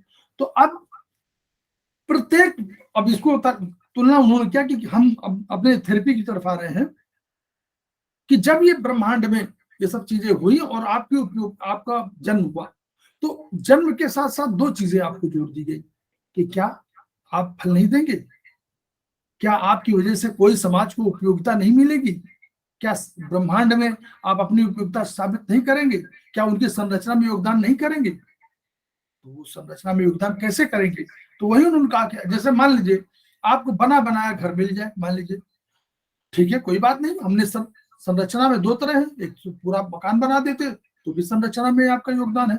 अगर मकान नहीं मतलब बना बनाया मिल गया तो भी उसको जहां वियर टियर है, जहां उसको रिनोवेशन कराना है, वहां तो आप योगदान हो सकता है। तो उस ब्रह्मांड की संरचना में योगदान आपका अनेक रूपों में हो सकता है। या तो आप अपने जैसा उत्पत्ति कर रहे हैं तो भी, और अपने जैसा उत्पत्ति नहीं कर रहे हैं तो भी जो है उनको योगदान, उनको अच्छा बना रहे हैं, इसके योगदान का ये योगदान है। और आप अपनी उपयोगिता तब सिद्ध करेंगे जब आप सत्कर्म करेंगे। तो वो सत्कर्म क्या है? ये जो हमारा एक्यूप्रेशर है, आयुर्वेदिक एक्यूप्रेशर या जो एक्यूप्रेशर में है, तो हम लोगों ने कहा कि हमारी ऐसी विधा है कि जो ब्रह्मांड में हमारे जन्म के साथ हमारी उपयोगिता से जुड़ी हुई है। हम कैसे उपयोगी हो सकते हैं? जो बीमार व्यक्ति है उसमें क्या है? उसमें चेतना का अभाव है। कहीं चेतना कम हो गई ना, आप जब बीमार होते हैं तो आप उस रूप में नहीं होते, उतने एक्टिव नहीं होते जिस रूप में आप एक्टिव होते हैं जब आप बीमार नहीं होते। तो यानी कहीं चेतना का अंश कम होता है। अगर 100 है तो 100 से आप 90 हो जाते हैं, 40 हो जाते हैं, 30 हो जाते हैं, कुछ भी तो होते हैं। तो वो जो चेतना का अंश है, जो बीमारी व्यक्ति है, अगर इनकी चेतना में योगदान दे रहे हैं तो यह किसकी वो है? ये परमात्मा ही तो है, क्योंकि परमात्मा वहां जिसका अंश आत्मा के रूप में है। तो उस अंश के अंशधारी के रूप में आप क्या कर रहे हैं? उसी के जीवन को, उसी को, परमात्मा की शक्ति को आप अपने रूप में कर्म में करके और कर्म फल के रूप में देना चाहते हैं कि उस व्यक्ति को हम ठीक कर दें। तो उससे क्या होगा? मानव सेवा हो जाएगी। तो हमारा ब्रह्मांड में संरचना में योगदान भी होगा और हमारी उपयोगिता भी साबित हो जाएगी। हम उपयोगी क्यों होंगे? क्योंकि हमने उस कम चैतन्य को अधिक चैतन्य में बदल दिया, हमने उस बीमार व्यक्ति को कम बीमार व्यक्ति में बदल दिया, स्वस्थ व्यक्ति में बदल दिया। तो ये जो हमारी है, तो इसलिए ये जो उन्होंने इन सब दर्शन के आधार पर जो एक्यूप्रेशर की परिभाषा लिखी, क्यों यहाँ बहुत बढ़िया सेंटेंस लिखा है। उन्होंने कहा कि अगर आपके पास संवेदना नहीं है तो ये मान लीजिए कि आप अचेतन है। संवेदना है इसका मतलब कि आप चेतन है। तो वही चेतना को उन्होंने संवेदना से जोड़ दिया। संवेदनशील है तो आप चेतन है, और संवेदनशील नहीं है तो आप अचेतन है। सही बात है। तो उन्होंने कहा, परिभाषा कितनी कर दिया कि सुई की नोक जैसे सूक्ष्म बिंदु पर दबाव देकर परमात्मा द्वारा प्रदत्त विस्थापित, परमात्मा ने दिया है उसको शक्ति, परमात्मा द्वारा प्रदत्त विस्थापित मानव शरीर उसने दिया है कि उसके प्रत्येक कण की सूक्ष्मतम व अनंत चेतना को जागृत कर उसकी आप स्टिमुलेट करते हैं, स्टिमुलेशन में उसकी चेतना को जागृत करते हैं और उससे संबंधित हर कण कण में, कोश कोश में आप उसको बिखरा देते हैं। यही एक्यूप्रेशर है। ये आपको नई परिभाषा इससे मिली, और ये इसको आप मनन चिंतन की बात है, ये साधारण हो रही है। अब हम लोग क्या करते हैं? यही सुई से करते हैं, बीज से करते हैं, चुंबक से करते हैं, रंगों से करते हैं। तो ये हम सबको अलग अलग चिकित्सा के नाम से जानते हैं। तो इस सूत्र क्या हुए इसमें? उन्होंने कहा कि ये औषधि परमात्मा की शक्ति का अंश है। क्यों? वो इसी चेतना, आत्मा या लाइफ फोर्स है। जो ये औषध दे रहे हैं ये आपका नहीं है, ये परमात्मा की शक्ति का अंश है, जिसको आप देते हैं, आप ट्रीटमेंट करते हैं, अपने हाथ का प्रयोग करते हैं, और उस परमात्मा की शक्ति को जो आपके हाथों में निहित है उसको ट्रांसफर करते हैं। देखिए, केवल आप मैग्नेट नहीं लगाते हैं, केवल आप बीज नहीं लगाते हैं, आप अपने हाथ का इस्तेमाल करते हैं। तो ये जो आपकी चेतना है, जो परमात्मा की शक्ति के रूप में आपको चेतना मिली हुई है, उस चेतना का अंश आप कहीं ना कहीं हाथों में देते हैं। अब आप देखिए, तमाम रेकी सिस्टम है, तमाम सिस्टम ऐसे हैं जिनमें आप यहां से अपनी एनर्जी ट्रांसफर कर सकते हैं बिना छुए। कुछ ऐसे हैं जिनमें छू करके आप ट्रांसफर करते हैं। तो ये आप ऐसी है जिसमें हम मैग्नेट और अपने हाथों के स्पर्श के माध्यम से चेतना जागृत करते हैं और परमात्मा की शक्ति को ट्रांसफर करते हैं। ये अनंत प्रभावशाली, अत्यंत प्रभावशाली, क्योंकि हमने तो कुछ किया ही नहीं, ब्रह्मांड की है। और तुदीयम वस्तु गोविंदम तो विवेक समर्पय, हमने पाया है और हम आपको समर्पित कर रहे हैं। तो वो ब्रह्म शक्ति के कारण ये अनंत तक विस्तृत है। प्रभाव आश्चर्यकारी है, मतलब बहुत जल्दी है। और जीवन मृत्यु किसी सामान्य विशिष्ट व्यक्ति की शक्ति में निहित नहीं है। जीवन मृत्यु के लिए आप नहीं बने हुए हैं कि आप जीवन बचा लेंगे। आप अपनी उस परमात्मा की शक्ति को अपने हाथों के माध्यम से, मैग्नेट के माध्यम से, बीज के माध्यम से, कलर के माध्यम से आप दूसरे में ट्रांसफर करते हैं और उसको जो कर्म फल है उसका उसके हिसाब से उसका जीवन होता है। जब तक जिए सुख से जिए, यही उसका मोटो है। अब निदान के लिए इसमें साइड इफेक्ट है ही नहीं, तो ये हो गया। अब निदान में, ठीक है, तो निदान माने डायग्नोसिस, हमेशा समझ लीजिए, हिंदी थोड़ा सा कठिन है। डायग्नोसिस माने आप कैसे देखते हैं कि क्या इसको बीमारी है, ये निदान होता है। और फिर चिकित्सा, क्या हम क्या करते हैं, वो चिकित्सा है। ठीक, तो हम लोग क्या, हमारे सिद्धांत में आया कि हम लोग ये देखना चाहते हैं कि भाई कैसे हम लोग देखें कि भाई उसको क्या बीमारी है, क्या कौन सा तत्व कम। हम कहते हैं ना कि संतुलन का है, हम संतुलित करते हैं, तो हम कहते हैं कि संतुलित पहले जान तो लें कि संतुलित है कि नहीं है। तो वो संतुलन के लिए हम लोग क्या कर रहे हैं, पहले कि हम अंगुली घुमाकर प्रभावित तत्व का निर्धारण करते हैं कि भाई हमने अंगुली घुमाया और जिसमें दर्द हुआ तो हमने समझा कि देखिए वहां वही वो चार्ट है, पहले बता चुके हैं, हथेली में, हाथ में, पैर में वही सब है, 0 से लेकर के, और पैरों में वही है, वही उंगली है जैसे कि हाथों में उंगली है, पैरों में बहुत परिवर्तन नहीं किया गया। तो अंगुली हम लोग, अंगुली संख्या 2 को घुमाने पर अगर हमको 2 अर्थ होगा, या तो जकड़न होगा या दर्द होगा। दर्द माने एनर्जी बढ़ी है, जकड़न अकड़न माने एनर्जी कम है। ठीक, तो हम लोगों ने क्या किया कि 0 को इसको घुमाया और देखा कि क्या हमको कोई दर्द मिल रहा है। अगर दर्द मिल रहा है तो यानी तम का असंतुलन है। अब तम पर हमने ध्यान केंद्रित कर लिया कि तम पर है, तो तम में कौन कौन सी चीजें हैं, कौन कौन से ऑर्गन है हमने रखे हैं, तो हम लोग समझ गए कि इसी ऑर्गन पे हमको अब ट्रीटमेंट करना है। आपने देखा कि भाई 9 पे आपने किया तो आपने देखा कि ब्रेन में कहीं प्रॉब्लम है, तो वहां दर्द हुआ तो ब्रेन में प्रॉब्लम हो गई। ये हम लोग, दूसरा हम लोग क्या क्या, तो हाथों में ट्रीटमेंट दें कि पैरों में दें, तो उसके लिए एक सिस्टम वही है, यांग और इन का सिद्धांत, वो भी सामान्य विशेष का सिद्धांत। ऊपर वाला क्या है, ऊपर वाला विशेष है। क्यों विशेष है? अगर नीचे वाला सामान्य है, डायफ्राम से नीचे का सामान्य और ऊपर का विशेष, क्यों? क्योंकि ऊपर ब्रेन है, ऊपर ब्रेन है। हाथ पैर में तो सामान्यतः उतनी पहचान नहीं होती है, लेकिन आंखों और चेहरों से पहचान अधिक हो जाती है। ठीक है, इसलिए अपराधी बहुत सा ऐसे काम करते हैं कि वो सर ही कहते हैं कि सर नहीं मिलना चाहिए। तो वो जो ये धारणा है वो यही है कि यांग जो है, यांग विशेष है और इन सामान्य है। जो नीचे का है वो सामान्य है, ऊपर का विशेष है, क्योंकि उससे वो पहचान, सबसे अधिक पहचान आपकी वही बताता है। इसलिए जब कभी आपको इस डायफ्राम से नीचे और ऊपर की बात होनी हो तो हमेशा हाथों पैरों में हाथों में करने के लिए हाथ जो है हमने भी कहा मन में रखा था, मन, तो मन हमारा ऊपर है, यांग है, तो मन के साथ हाथों का हो गया। तो अगर आपको यांग में तकलीफ है, डायफ्राम से ऊपर तकलीफ है, तो आप हाथों का प्रयोग करिए और पैरों का प्रयोग करिए। इनके मामलों में, कमी के मामले में नीचे का प्रयोग करिए। ठीक है, ये उस पर आ गया। अब ये हो गया कि आपने उंगली दिखाया और जहां पर आपको दर्द मिला वहां पर आपने चयन कर लिया कि इस ऑर्गन में हमको उसमें स्थापित ऑर्गन स्थापित है, वहां प्रॉब्लम हमारी हुई, ये प्रॉब्लम हमने समझ लिया। चलिए, अब हम लोगों ने और क्या किया, हम लोगों ने देखा कि भाई ट्विस्टिंग किया, हमको तीन उंगलियों में दर्द महसूस हुआ। तो जिसमें अधिक दर्द हो पहले उसको ट्रीटमेंट करिए। जिसमें अधिक दर्द हो, 3 उंगलियों में दर्द आया और सबसे अधिक, बहुत बीच में आपने छुआ, बहुत तेजी से हुआ तो पहले, और यहाँ भी दर्द, हल्का दर्द यहाँ हुआ, यहाँ भी दर्द हुआ, लेकिन जिसमें सबसे अधिक हो रहा है उसको आप पहले उसको ट्विस्टिंग को देख लीजिए और उसको नोट कर लीजिए, और उसमें ऑर्गन कौन से हैं उसको आप मेथी की पट्टी बांध दीजिए, खुद भी कर दीजिए, जो भी आप कलर करें भी करें। तो ये अब हम लोग आगे चल रहे हैं।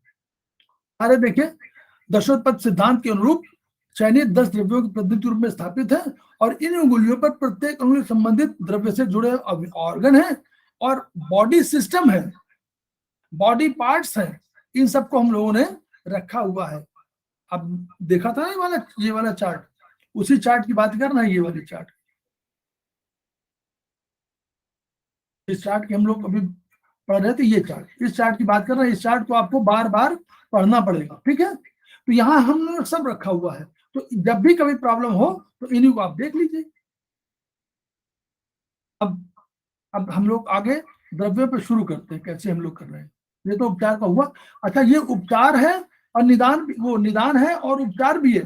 निदान माने, निदान तो हमने कर लिया कि दर्द हुआ, और उपचार क्या हुआ, वहां मिथिक पट्टी बांध दिया, या उसी को ट्विस्टिंग के माध्यम से करना हो तो उसी को और ट्विस्ट करिए 3-4 बार पूरे दिन भर में, 10-10 बार, 10-10 बार, 15-15 बार उसी को ट्विस्ट करिए, तो देखिए दर्द कम हो जाएगा केवल ट्विस्टिंग से। तो निदान भी है, निदान माने डायग्नोसिस, और उपचार माने इसी का ट्रीटमेंट। तो ये द्रव्य से संबंधित निदान और उपचार दोनों है। दर्द खत्म हो जाएगा, उपचार हो जाएगा, तो दर्द खत्म हो जाएगा। अब जीरो में क्या है देखिए, हम लोगों ने जीरो में वही याद रखना पड़ेगा कि जीरो में है क्या। तो हम लोगों ने तम में माना था हम लोगों ने कि हमारे पास क्या है, रिप्रोडक्टिव सिस्टम है, ऑर्गन है, और उसके साथ साथ एक्सक्रीटरी ऑर्गन है। तो दोनों ऑर्गन हम लोग रखे थे इसमें। तो अगर जननेंद्रिय गोनेड्स में कोई प्रॉब्लम है, या एनएस मतलब जो एक्सक्रीटरी ऑर्गन है उसमें कोई प्रॉब्लम है, तो आप जीरो का चयन करेंगे। तो गोनेड्स और रिप्रोडक्टिव ऑर्गन, एनएस का कोई भी प्रॉब्लम है, देखिए ये सब जो है, ये स्पेशली यहाँ पर जो है उसके नॉर्मली उसके सिद्धांत सामान्य से फंक्शन के रूप में आप पहले लीजिए, ठीक है। तो अब हाथ पैर के अंगूठे में दर्द मिल रहा है तो बवासीर हो सकती है, प्रोस्टेट हो सकता है, फिशर हो सकता है ना। आसपास अगर जननेंद्रिय के पास खुजली है तो वो सब, इन तकलीफों में आप इसको घुमाइए या मेथी बांध दीजिए, तो आपका इसको इलाज हो गया है। अब एक और सिद्धांत हम लोगों ने कहा था कि एक्यूट बीमारी में जब बात है, एक्यूट बीमारी और क्रॉनिक बीमारी, तो एक्यूट बीमारी के लिए हाथ है, क्यों, एक्यूट तो यांग है ना, एक्यूट है माने यांग तुरंत आई हुई है, और क्रॉनिक क्या है, इन। तो अगर इन बीमारी है तो पैर, और अगर यांग बीमारी है तो, एक्यूट बीमारी है तो हाथ, ये भी समझ लीजिए। तो हाथ के अंगूठा, पैर के अंगूठा में दो सिद्धांत है। यांग बीमारी है, यांग ऑर्गन में यांग की तरफ से है तो ऊपर, इन की तरफ है तो नीचे। एक्यूट है तो तुरंत यांग में आई हुई है तो ऊपर, यानी हाथ, या हाथ वाला, और अगर इन में है वो क्रॉनिक है तो पैर में। तो ये आधार, ये सिद्धांत तो इन यांग सामान्य विशेष वाला चलता रहेगा।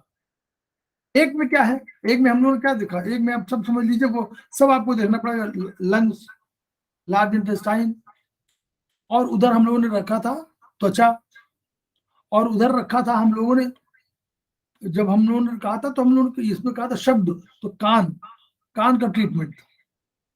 तो कान में देखिए, कान में क्या शब्द था ना, तो कान के फंक्शन में कोई प्रॉब्लम हो, देखिए यहाँ 2 पॉइंट दिए हुए हैं, एक तो ऑर्गन और एक बॉडी होल, ठीक है, एक्शन और सेंस ऑर्गन और एक बॉडी होल। तो देख, इनमें थोड़ा सा डिफरेंशिएट कर लीजिएगा।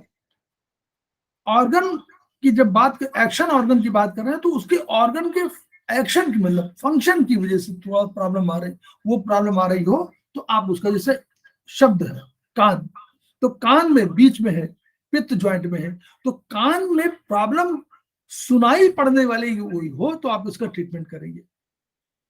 और कान में अब राइट, यहाँ पर है राइट, उसमें देखा है आपने, देखा है राइट कान, राइट वाला ईयर, राइट ईयर इसमें रखी है और लेफ्ट ईयर इसमें रखा हुआ है।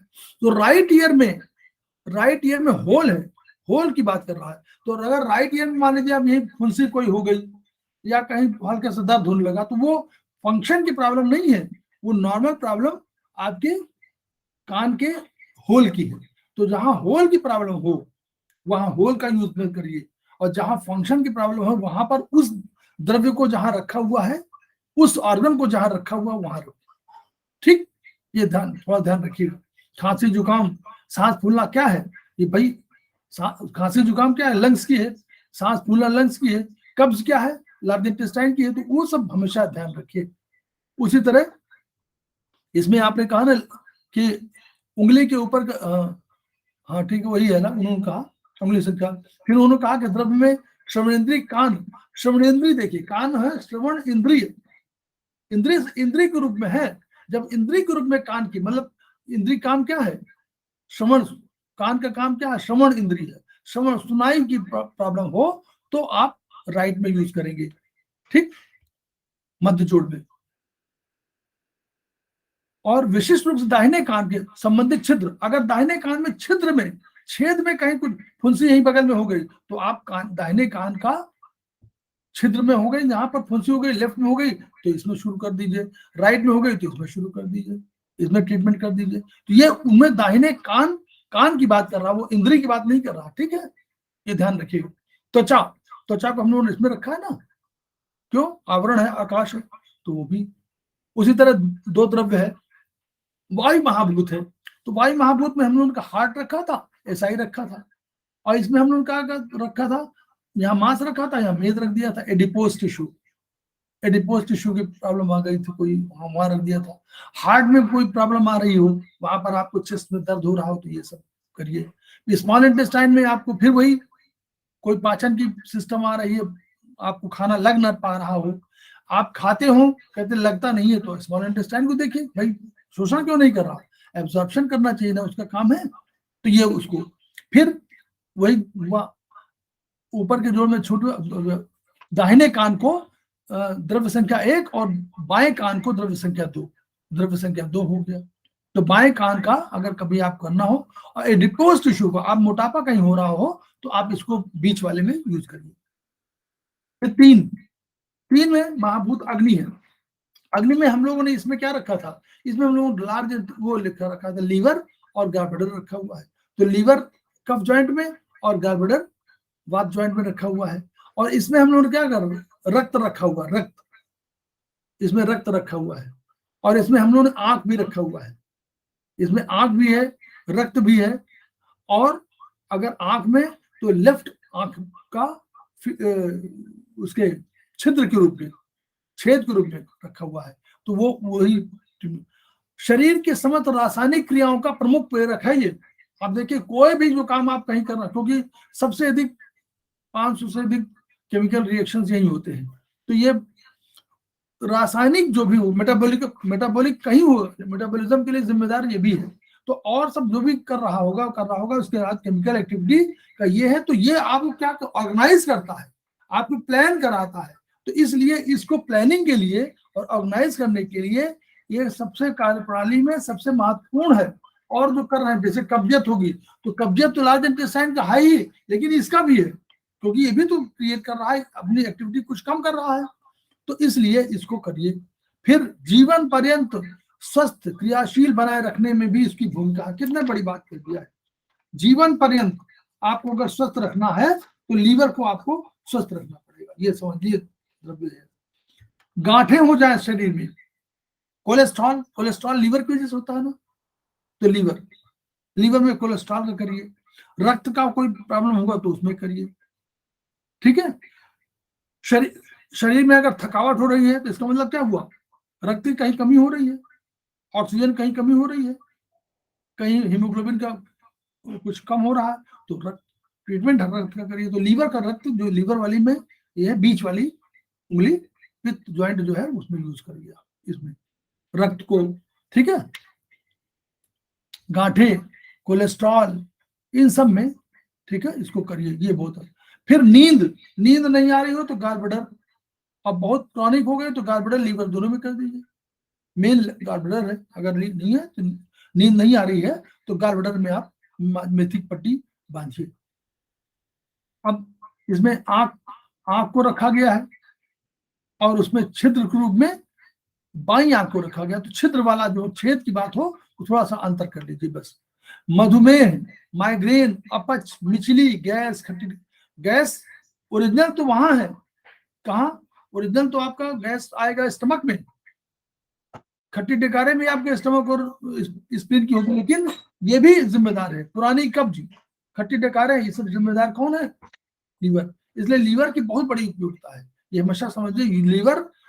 लीवर आपका उस फंक्शन में लीवर को चाइनीज में ही कहा गया है, अलग किताबों में लीवर पिता तुल्य है। जैसे माता के रूप में रखा गया है स्प्लीन को, कि उसने बनाया, भोजन दे दिया, बनाया, बढ़िया एनर्जी दे दिया, आपको खाना बनाया, आपको बढ़िया से खिलाया पिलाया, सब कुछ हुआ, रात में आप पढ़ रहे हैं तो आपको दूध दे दिया, ग्लूकोन डी दे दिया, सब दे दिया कि आप करिए। लेकिन पिता ने बाहरी संसार में आपको एक आचरण दिखाया कि कैसे आपको स्ट्रगल करना है, कैसे आपको निश्चित जो आप लक्ष्य प्राप्त करना चाहते हैं, कैसे उसके प्राप्त करने के रास्ते क्या है। तो वो जो है इसको पिता कहा गया है इस रूप में। ठीक है, 4 में हम लोगों ने रखा था जल। जल में हम लोग किडनी रखा है, और किडनी और यूरिनरी ब्लैडर। तो किडनी नीचे, मतलब कफ जॉइंट में किडनी, और वात जॉइंट में हम लोगों ने भी दिया है। तो कभी भी जल के तत्व की कोई प्रॉब्लम हो तो आपको जल का संतुलन हो, पानी घट रहा हो, बढ़ रहा हो, तो किडनी का उपचार आपको करना है। ये फिर इसमें हम लोगों ने रस रखा था ना। रस, इसका मतलब, रस का मतलब क्या था? रस का मतलब कि अगर भोजन में जो आप खा रहे हैं वह ठीक से रस में कन्वर्ट नहीं हो रहा, तो फिर ध्यान देना चाहिए कि अगर आप ठीक से स्वस्थ नहीं हो पा रहे हैं और आप खाना तो खाते हैं लेकिन शरीर पे लग नहीं रहा, तो और चीजों को जो आप कर रहे हैं ऑर्गन, लेकिन इस ऑर्गन की बात इसलिए करिए क्योंकि यह ऑर्गन स्पेशली रस को बता रहा है। रस ही तो मूल है, पहला रस है, इसको मूल बताया ना हम लोगों ने। चौथे नंबर को रस की वजह से ही होता है। तो कहीं कोई और जगह से मान लीजिए एक्जिमा की आप कर रहे हैं, उधर कर रहे हैं, वो तो लीवर में कहीं होगा, लेकिन इसको बहुत बड़ा रोल है क्योंकि यही तो गया है, और 0 से 9 पे गया, और 9 पे जब ट्रांसफर हुआ तो जाकर रूपांतरण हो गया और रक्त बन गया। तो इसलिए इसको भी आप करिए। जीवा, टंग को रखा है इसमें हम लोगों ने। ठीक है, स्वाद में कोई प्रॉब्लम हो तो इसके लिए टंग को यूज करिए। इसमें बाई आंख के लिए, दाई आंख के लिए तो इसको रखा गया है। लेकिन दाई आंख का क्या विशेष उपचार कौन सा? दाई आंख का फंक्शनल में नहीं है, फंक्शन में तो लेफ्ट ही रखेंगे, लेकिन दाई आंख में न, जहां कहीं विशेष उपचार छिद्र के रूप में है, वहां पर इसको करना है। छेद में कहीं ऊपर हुआ, फुंसी वगैरह हो गई, जो देखने वाली इंद्री है उसकी बात नहीं कर रहे हैं। ठीक है, वो तो इसी में है। 5वां देखिए, पृथ्वी महाभूत क्या है? पृथ्वी स्टमक और स्प्लीन है, और ये क्या काम कर रही है? स्थायित्व प्रदान करती है। तो हड्डी, इसमें हड्डी आ जाएगी, ऊपर आ जाएगा नीचे स्प्लीन, और ऊपर आ जाएगा स्टमक, और यहाँ पर हड्डी आ जाएगी, और यहाँ पर और क्या आएगा? रस, रक्त, मांस, मेद, अस्थि। यहाँ अस्थि, हड्डियों का बात, अस्थि हो जाएगी, तो अस्थि पर कोई प्रॉब्लम हो जाएगी। गैस्ट्राइटिस होगी तो स्टमक की वजह से होगी, गैस्ट्रिक अल्सर होगा स्टमक की वजह से, तो ये सब होगा। ऊपर की तरफ हवा जा रही है, वायु जा रही है, तो भी आप स्प्लीन और स्टमक पर देंगे। थकान हो रही है तो थकान इसलिए कि मॉडर्न साइंस में क्या है, थकान भी हो रही तो भी स्प्लीन को भी ट्रीटमेंट करिए। क्यों? थकान स्प्लीन की वजह से भी होगी ना, एनर्जी क्रिएशन यही कर रही है। सर्दी जुकाम हो रहा है मौसम बदलने पर, तो स्प्लीन को टोन करिए। फोड़े फुंसी हो रहे हैं, घाव, थकान, ये सब उपचार इसमें आपको करना है। ठीक है, त्वचा रोग, सांस का फूलना, गैस की समस्या, ये सब उसी की जुड़ी हुई।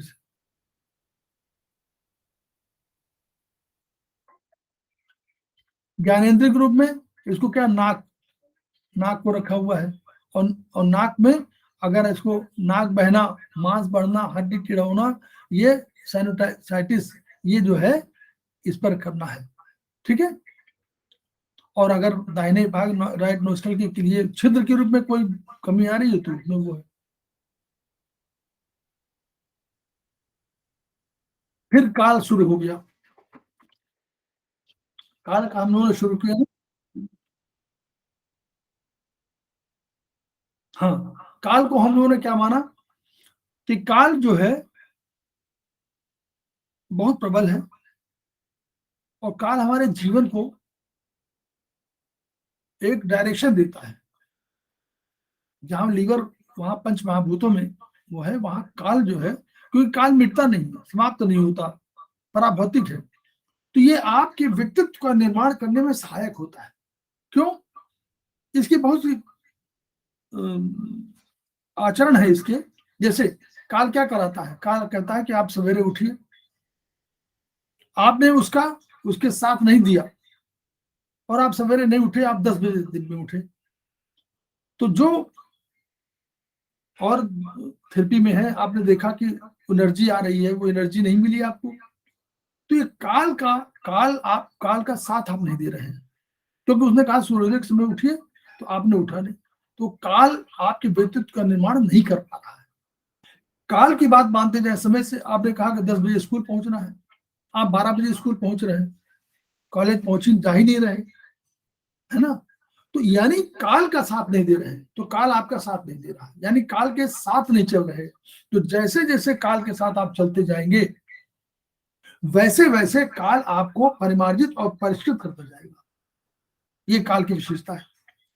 काल कह रहा है कि आप 10 बजे सो जाइए, आप 2 बजे 3 बजे तक जगते रहते हैं, तो काल का साथ नहीं दिया आपने, उधर लीवर का साथ नहीं दिया आपने, क्योंकि लीवर को आराम करना है, लीवर को आराम करने का समय नहीं मिल पा रहा, तो आपने काल का भी नहीं दिया और शरीर के अन्य ऑर्गन्स का भी साथ नहीं दिया।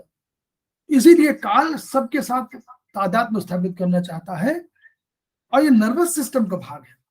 इसलिए जो भी आपके जीवन में घटना हो रही है, काल ने कहा कि ठंडक आ गई है, अब आप थोड़ा सा पहन लीजिए, आपने कहा नहीं हम तुम्हारे लिए कुछ नहीं है, तो आपको सर्दी जुकाम हो गई तो आपका शरीर तो हो गया।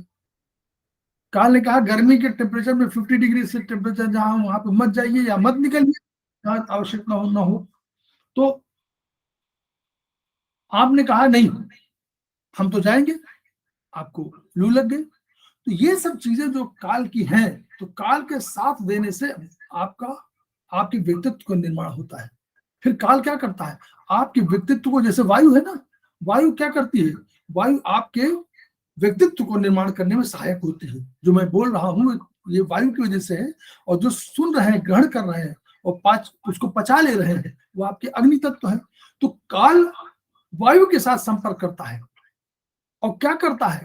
वो आपके व्यक्तित्व का निर्माण करता है और आपकी वाणी परिष्कृत होती है, वाणी आपकी स्पष्ट होती है और वाणी में आपको जो प्रभावित करने की क्षमता होती है। तो ये स्पीच जो है वो काल के साथ रखा गया है। अब ये सिस्टम कहां से है? नर्वस सिस्टम, वही सेंट्रल नर्वस सिस्टम हमारी देखिए स्पाइनल कॉर्ड और ब्रेन से शुरू होती है। तो ये हमारा यहां से हमारा पराभौतिक द्रव्य की शुरुआत हो गई है। तो मतलब स्पाइनल कॉर्ड से संबंधित कोई बीमारी का इलाज होगा तो इसी में आपको करना, उंगली नंबर 6 में करना पड़ेगा। तो इसलिए क्योंकि काल की पहचान भी तो हमारी यही करती है, इन्हीं के माध्यम से काल की पहचान होती है। तो अब आप यहां समझिए 6 नंबर उंगली का कितना प्रयोग है, आगे देखिएगा, बहुत हमारा ये प्रयोग है। अब हम लोगों ने क्या किया था? 6 नंबर पे क्या रखा था? ऊपर हम लोगों ने रखा था स्पाइनल कॉर्ड और नीचे वाले जोड़ पे क्या रखा था हम लोगों ने? मेडुला। मेडुला जो है ब्रेन स्टेम का सबसे नीचे का भाग है, यहीं से शुरू होता है सर के पीछे। मेडुला से स्पाइन खत्म होती है और मेडुला से ब्रेन की ओर चली जाती है। तो सर्वाइकल स्पॉन्डिलाइटिस के लिए अब देखिए, हमने देखा कि इसमें 3 तरह की हमारे वर्टिब्रा है। तो एक हमारे सर्वाइकल, एक हमारी थोरेसिक, एक हमारी लंबर, एक हमारे सैक्रल अकोसिक। मेन तो 3 है, सर्वाइकल, थोरेसिक और लंबर। तो अब इन पे कैसे ट्रीटमेंट होना है? तो सर्वाइकल का ट्रीटमेंट, सर्वाइकल माने जो सबसे ऊपर के भाग में है, तो सर्वाइकल स्पॉन्डिलाइटिस का उपचार हमारा ऊपर वाले में होगा, इस वाले में। ठीक, बीच वाले में हमारा कोई थोरेसिक का होगा और कमर से नीचे वाले का जो होगा वो हमारे, ये इस आधार पर है कि सर्वाइकल माने क्या हुआ। सर्वाइकल ऊपर आप देखिए जो जुड़ा हुआ है उसका मूवमेंट कम होता है, कमर से नीचे भाग का मूवमेंट कम होता है, ऊपर गर्दन तो खूब हिलाते हैं तो सर्वाइकल हो गया। बीच वाला कम हिलता है, थोरेसिक, और ये सबसे कम हिलता है, तो ये इनको कफ ज्वाइंट, तीनों ज्वाइंट उन्होंने इस तरह ले लिए। कि वात ज्वाइंट, पित्त ज्वाइंट और कफ ज्वाइंट, ठीक। तो कभी भी आपका होगा तो इनमें उपचार करेंगे। दूसरा क्या होगा, साइटिका, साइटिका पैर में है हमने देखा, तो सब साइटिका भी कहाँ होगा, सबसे अधिक होगा नीचे जोड़ पर। साइटिका भी तो वही जुड़ा हुआ है, जहां लंबागो वाला है उसी में साइटिका भी है। देखिए लंबागो, लंबागो माने कि कमर का जो लंबर के एरिया में जो दर्द हो रहा है वो, तो लंबर सैक्रल और उसी में है कोशिक, तो साइटिका भी क्या होगा, नीचे नीचे जाती है, लंबर एरिया से जाती है साइटिका नर्व, तो उसका यहाँ होगा। अब मौसम परिवर्तन होता है तो भी बीमारियां कैसी होंगी, तो उनका भी है। गर्मी, गर्मी में क्या है, यांग शक्ति, तो यांग किसमें रखा था हम लोगों ने, ऊपर, तो यानी गर्मी माने यांग, तो क्या होगा, हमारी जलन होगी, क्यों गर्मी है ना, आंखों की जलन होगी, लाल हो जाएंगी, चक्कर आएगा, क्यों लू लग जाएगी, मूर्छित हो जाएंगे, तो ये जो है गर्मी, तो गर्मी का ट्रीटमेंट हमेशा ऊपर वाले ज्वाइंट पर, वात ज्वाइंट पर। क्यों, क्योंकि वात यांग भी है, वाती तो यांग है, खूब दौड़ती है, खूब घूमती है, गर्मी प्रसारशील है, प्रसार करती है, और सर्दी सिकुड़ती है। तो जब सर्दी का होगा, तो सर्दी कहाँ, सर्दी माने खुद ही समझ जाइए, सर्दी माने सिकुड़ा दिया उसने, होगी प्रॉब्लम वही, जोड़ों में दर्द हो जाएगा, सिर दर्द हो जाएगा, सर्दी जुकाम हो जाएगा, बुखार हो जाएगा, हाई बीपी हो जाएगा, सब कुछ हो जाएगा, लेकिन सर्दी कारण हुआ है, इसलिए इसको कहाँ रखेंगे, इसको सबसे नीचे कफ ज्वाइंट में, क्योंकि सर्दी है, सिकुड़ी हुई है, इन भाग है। बरसात में क्या होगा, बरसात में क्या होगा, बरसात में क्या होगा, बारिश में क्या होता है, जल बरसता है और गर्मी भी है, तो बारिश में क्या हो गया, पित्त, पित्त क्यों, क्योंकि जल भी है और अग्नि भी है, तो ये बरसात में हो गई। तो बरसात में मिडिल वाला, ये वाला मिडिल वाला, इसमें क्या हो जाएगा, लूज मोशन हो जाएंगे, कब्जियत हो जाएगी, गैस्ट्रिक हो जाएगी, उल्टी मेतली आने लगेगी, ये बरसात के हैं। तो इसमें आप बीच वाली उंगली पर यानी पित्त ज्वाइंट पर आप ट्रीटमेंट करिए। तो दो तरह के इसमें मिले, हमेशा स्पाइन पे हो जाता है, स्पाइनल सर्वाइकल और थोरेसिक लंबर वो वाला, और ये वाला, ये गर्मी में कहाँ उपचार होगा, ठीक। तो यहां से हम लोग तंत्र के माध्यम से प्रवेश कर गए हैं। अब हम लोग क्या है कि हम लोग आगे बढ़ रहे हैं। तो अब देखिए, क्योंकि मेडुला है, तो मेडुला के और भी जो मॉडर्न साइंस में है वो भी आप उसमें करते रहिए। कफ वगैरह जब भी कभी प्रॉब्लम होगी कि आप वहाँ, मेडुला काम क्या है, मेडुला काम क्या है कि सारे सेंटर्स मेडुला में है, तो मेडुला में ट्रीटमेंट कर दीजिए। जब आप खाना जो है निगलने में प्रॉब्लम है, सब प्रॉब्लम है, तो ये इसमें हम भी ट्रीटमेंट आप कर सकते हैं। जो मॉडर्न साइंस आप पढ़ रहे हैं मेडुला के फंक्शन, तो मेडुला में कर लीजिए, ये मेरा कहना है, क्योंकि हम लोग तीनों साइंस पढ़ रहे हैं ना, मतलब चाइनीज भी और ये भी, और हम लोग साइंस भी पढ़ रहे हैं, मॉडर्न साइंस। नाक, इसमें देखिए नाक के दाहिने भाग को 5 वाला था, यहाँ बाएं भाग को छिद्र के रूप में माना गया है, तो जब छिद्र की बात करें आप तो इसमें करें, ठीक है। अब बोलने भाषण, मैंने कहा ना था कि आपके भाषण में या आपके स्पीच में जो दृढ़ता आती है, जो आप बढ़िया दे पाते हैं, वो वायु और काल के कारण है। तो ये काल को इसमें रख लीजिए, स्पीच बीच में रख दिया है उन्होंने, ठीक। 7वां द्रव्य से संबंधित, 7वां द्रव्य से, अब दिशा, अब यहां पर शुरू हो गया, द्रव्य आ गया, तो मेडुला से जब ऊपर उठे, तो मेडुला के बाद ब्रेन स्टेम की शुरुआत हो, तो मेडुला, फिर पोन्स, फिर मिड ब्रेन, और यहां पर ये 3 माने गए, और पोन्स के आसपास दोनों तरफ सेरेबेलम पाया गया, ठीक।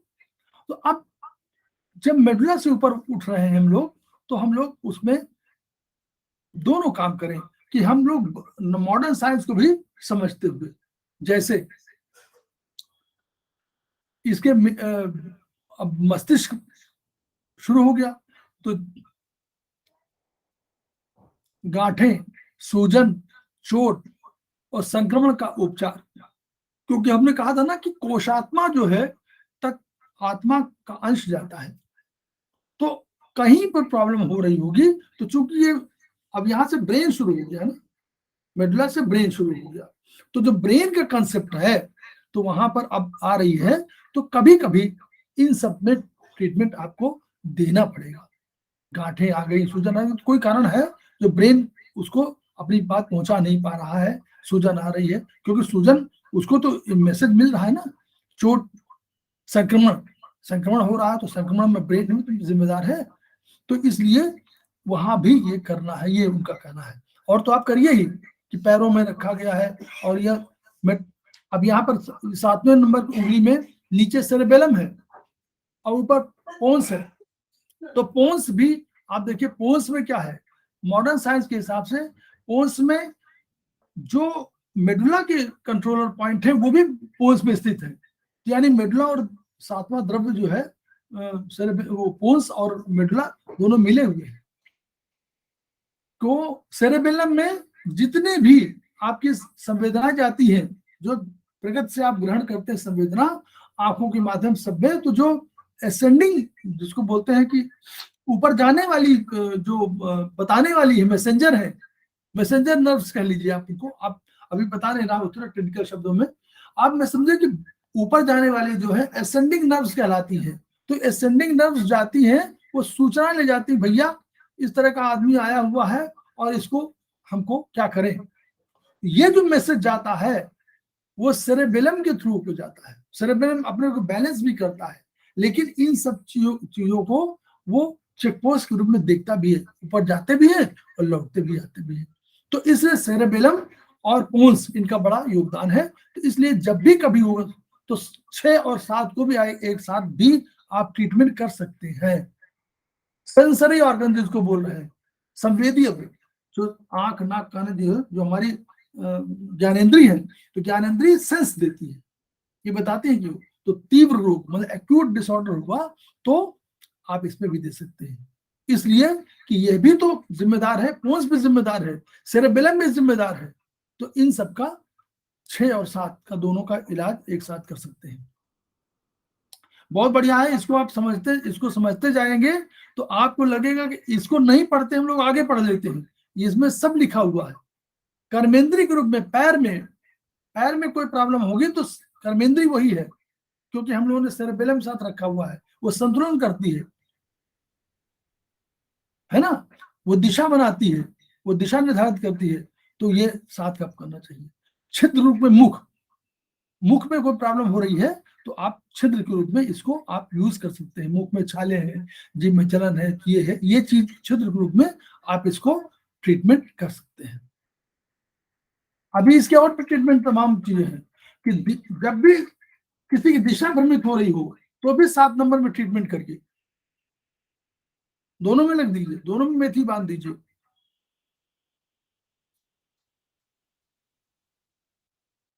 यहीं पर रोक दिया जाए, फिर अभी आगे चले। सर 8 का ही बता दीजिए। बता दें? हाँ जी सर। यादव जी बता दें आगे। बता दीजिए सर, बता दीजिए। चलिए चलिए, ठीक। 8वां नंबर है द्रव्य। 8वां नंबर द्रव्य मन है। मन में हम लोगों ने क्या रखा है, मन में हमने कहा लिम्बिक सिस्टम। अभी आपके चूंकि जो ये 3rd सेमेस्टर के बाद की बात है, तो लिम्बिक सिस्टम जैसे सिस्टम हमने कहा था ना, ऑर्गन से सिस्टम, ये हम लोग कहते रहे। सेल से टिश्यू से ऑर्गन से सिस्टम, और सिस्टम के बाद हम लोगों का शरीर। तो जब लिम्बिक सिस्टम की बात आई तो लिम्बिक सिस्टम माने हुआ उस सिस्टम में 8 या 9 ऐसे छोटे ब्रेन के ही पार्ट हैं जो एक दूसरे से कोऑर्डिनेट करते हैं। बहुत कॉम्प्लिकेशन है, ब्रेन बहुत कॉम्प्लिकेटेड है, आपके कंप्यूटर से अधिक कॉम्प्लिकेटेड है, तभी तो बना पाए हम लोग। वो क्या करता है, कोई इंफॉर्मेशन आपके पास गई, उसको एनालाइज करता है, उसको 8-10 जगह भेजता है, और सब एक दूसरे से जुड़े होते हैं, और तब जाकर के उस पर वो निर्णय लेता है, और तब आपको निर्णय का जो ऑर्डर भेजता है, और वो ऑर्डर के अगेंस्ट में आप काम करते हैं। तो there is a limbic system. Limbic system आपके फिंगर नंबर 8 में नीचे हम लोग रख दिया है, ठीक। ऊपर हम लोग रख दिया है, हमारे पास ब्रेन स्टेम में एक बचा था, तो ब्रेन स्टेम का एक पार्ट पोन्स के बाद मिड ब्रेन मध्य ब्रेन है, वो दोनों के बीच में है, इसलिए उसको मिड ब्रेन कहा गया है। लोकेशन की वजह से कहा गया उसको। तो मिड ब्रेन और मिड ब्रेन भी ये सब काम करता है। देखिए अब ये 6 नंबर से सब ऊपर नर्वस सिस्टम के भाग है, तो यहाँ मन को रखा गया, हम लोगों ने मन रखा, और मन में जब मॉडर्न साइंस की बात आई तो उसमें हमने लिम्बिक सिस्टम रख दिया। मन तो उंगली है, लेकिन वो हम कैसे चिकित्सा में यूज करें, लिम्बिक सिस्टम की कोई प्रॉब्लम है। लिम्बिक सिस्टम क्या, मन, जैसे मन विचार करता है, मन सोचता है, मन मनन करता है, मन चिंतन करता है, ये सब मन के लक्षण है। मन याद करता है, मेमोरी, सब सारे मन के वो है, तो वो लक्षण लिम्बिक सिस्टम के हैं। मन में सारे मनोभाव हैं, मनोभाव, मन से भाव होता है ना, मनोभाव माने मन के भाव, तो मनोभाव जितने हैं वो मन के हैं।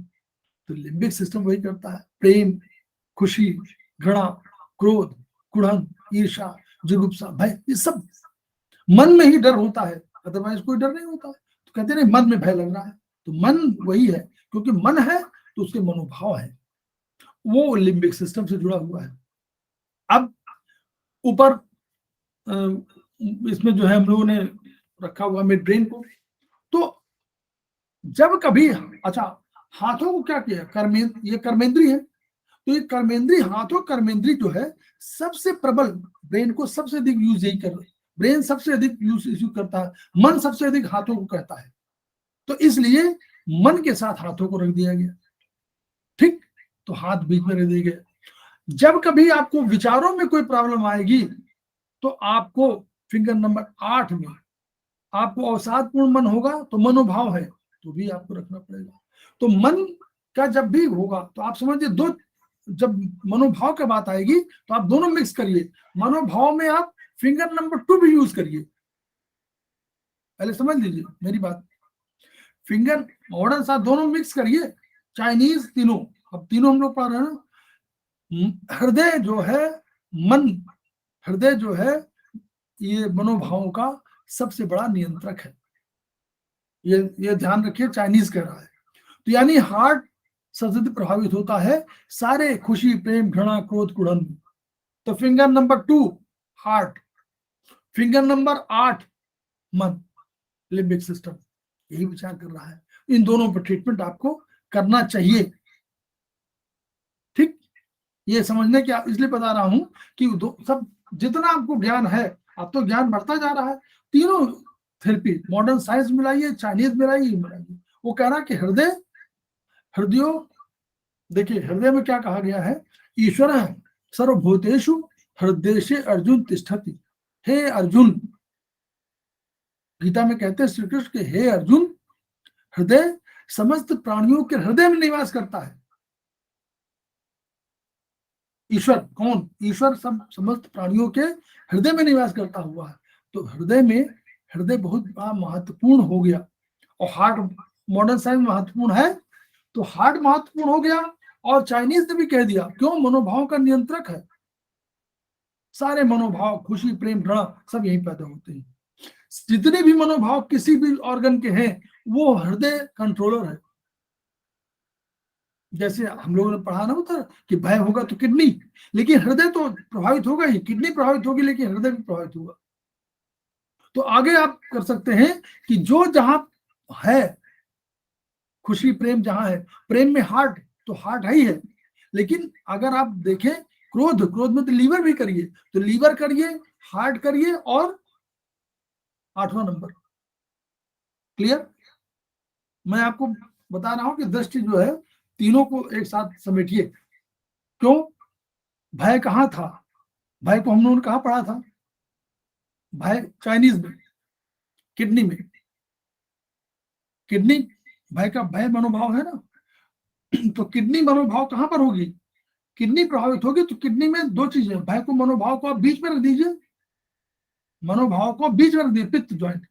और पित्त ज्वाइंट में कभी रखेंगे तो गड़बड़ी किसलिए नहीं है कि पित्त ज्वाइंट जो है वो बीच का ज्वाइंट है, और बीच का ज्वाइंट दोनों ज्वाइंट का कंट्रोलर होता है। तो मनोभाव, भय आया तो भय को यहां रख दीजिए। हार्ट प्रभावित हो रहा है तो हार्ट में भी आप कर सकते हैं, हार्ट प्रभावित हो तो हार्ट में भी यहां रख सकते हैं। ठीक, तो यहाँ और तीसरा आप लिम्बिक सिस्टम है ये मिडिल जॉइंट, तो ये वाला इस तरह ट्रीटमेंट करिए तो आपको अच्छे परिणाम मिलेंगे। कर्मेंद्रीय के रूप में देखिए, एक्सटेंशन ऑफ ब्रेन है, हाथ को कहा गया है, तो अगर हाथ की समस्या होगी तो इसमें उपचार करिए। हाथों में कंपन है, दर्द, कमजोरी है, गांठें हैं, तो ये करिए इसमें। अब इसमें रिप्रोडक्टिव होल को रखा गया है, ठीक है, तो उसमें जो है प्रजनन संबंधी समस्याएं, गर्भाशय गांठ, दीवार मोटी होना, प्रोस्टेट ग्रंथ, क्योंकि इससे क्या होगा, छेद कम हो जाएगा। प्रोस्टेट में बढ़ने से तो स्पेस कम हो जाएगा, गर्भाशय की दीवार मोटी होगी तो स्पेस कम हो जाएगा, इसलिए इसमें जो है इसको आप इसे यूज करिए। 9, आत्मा।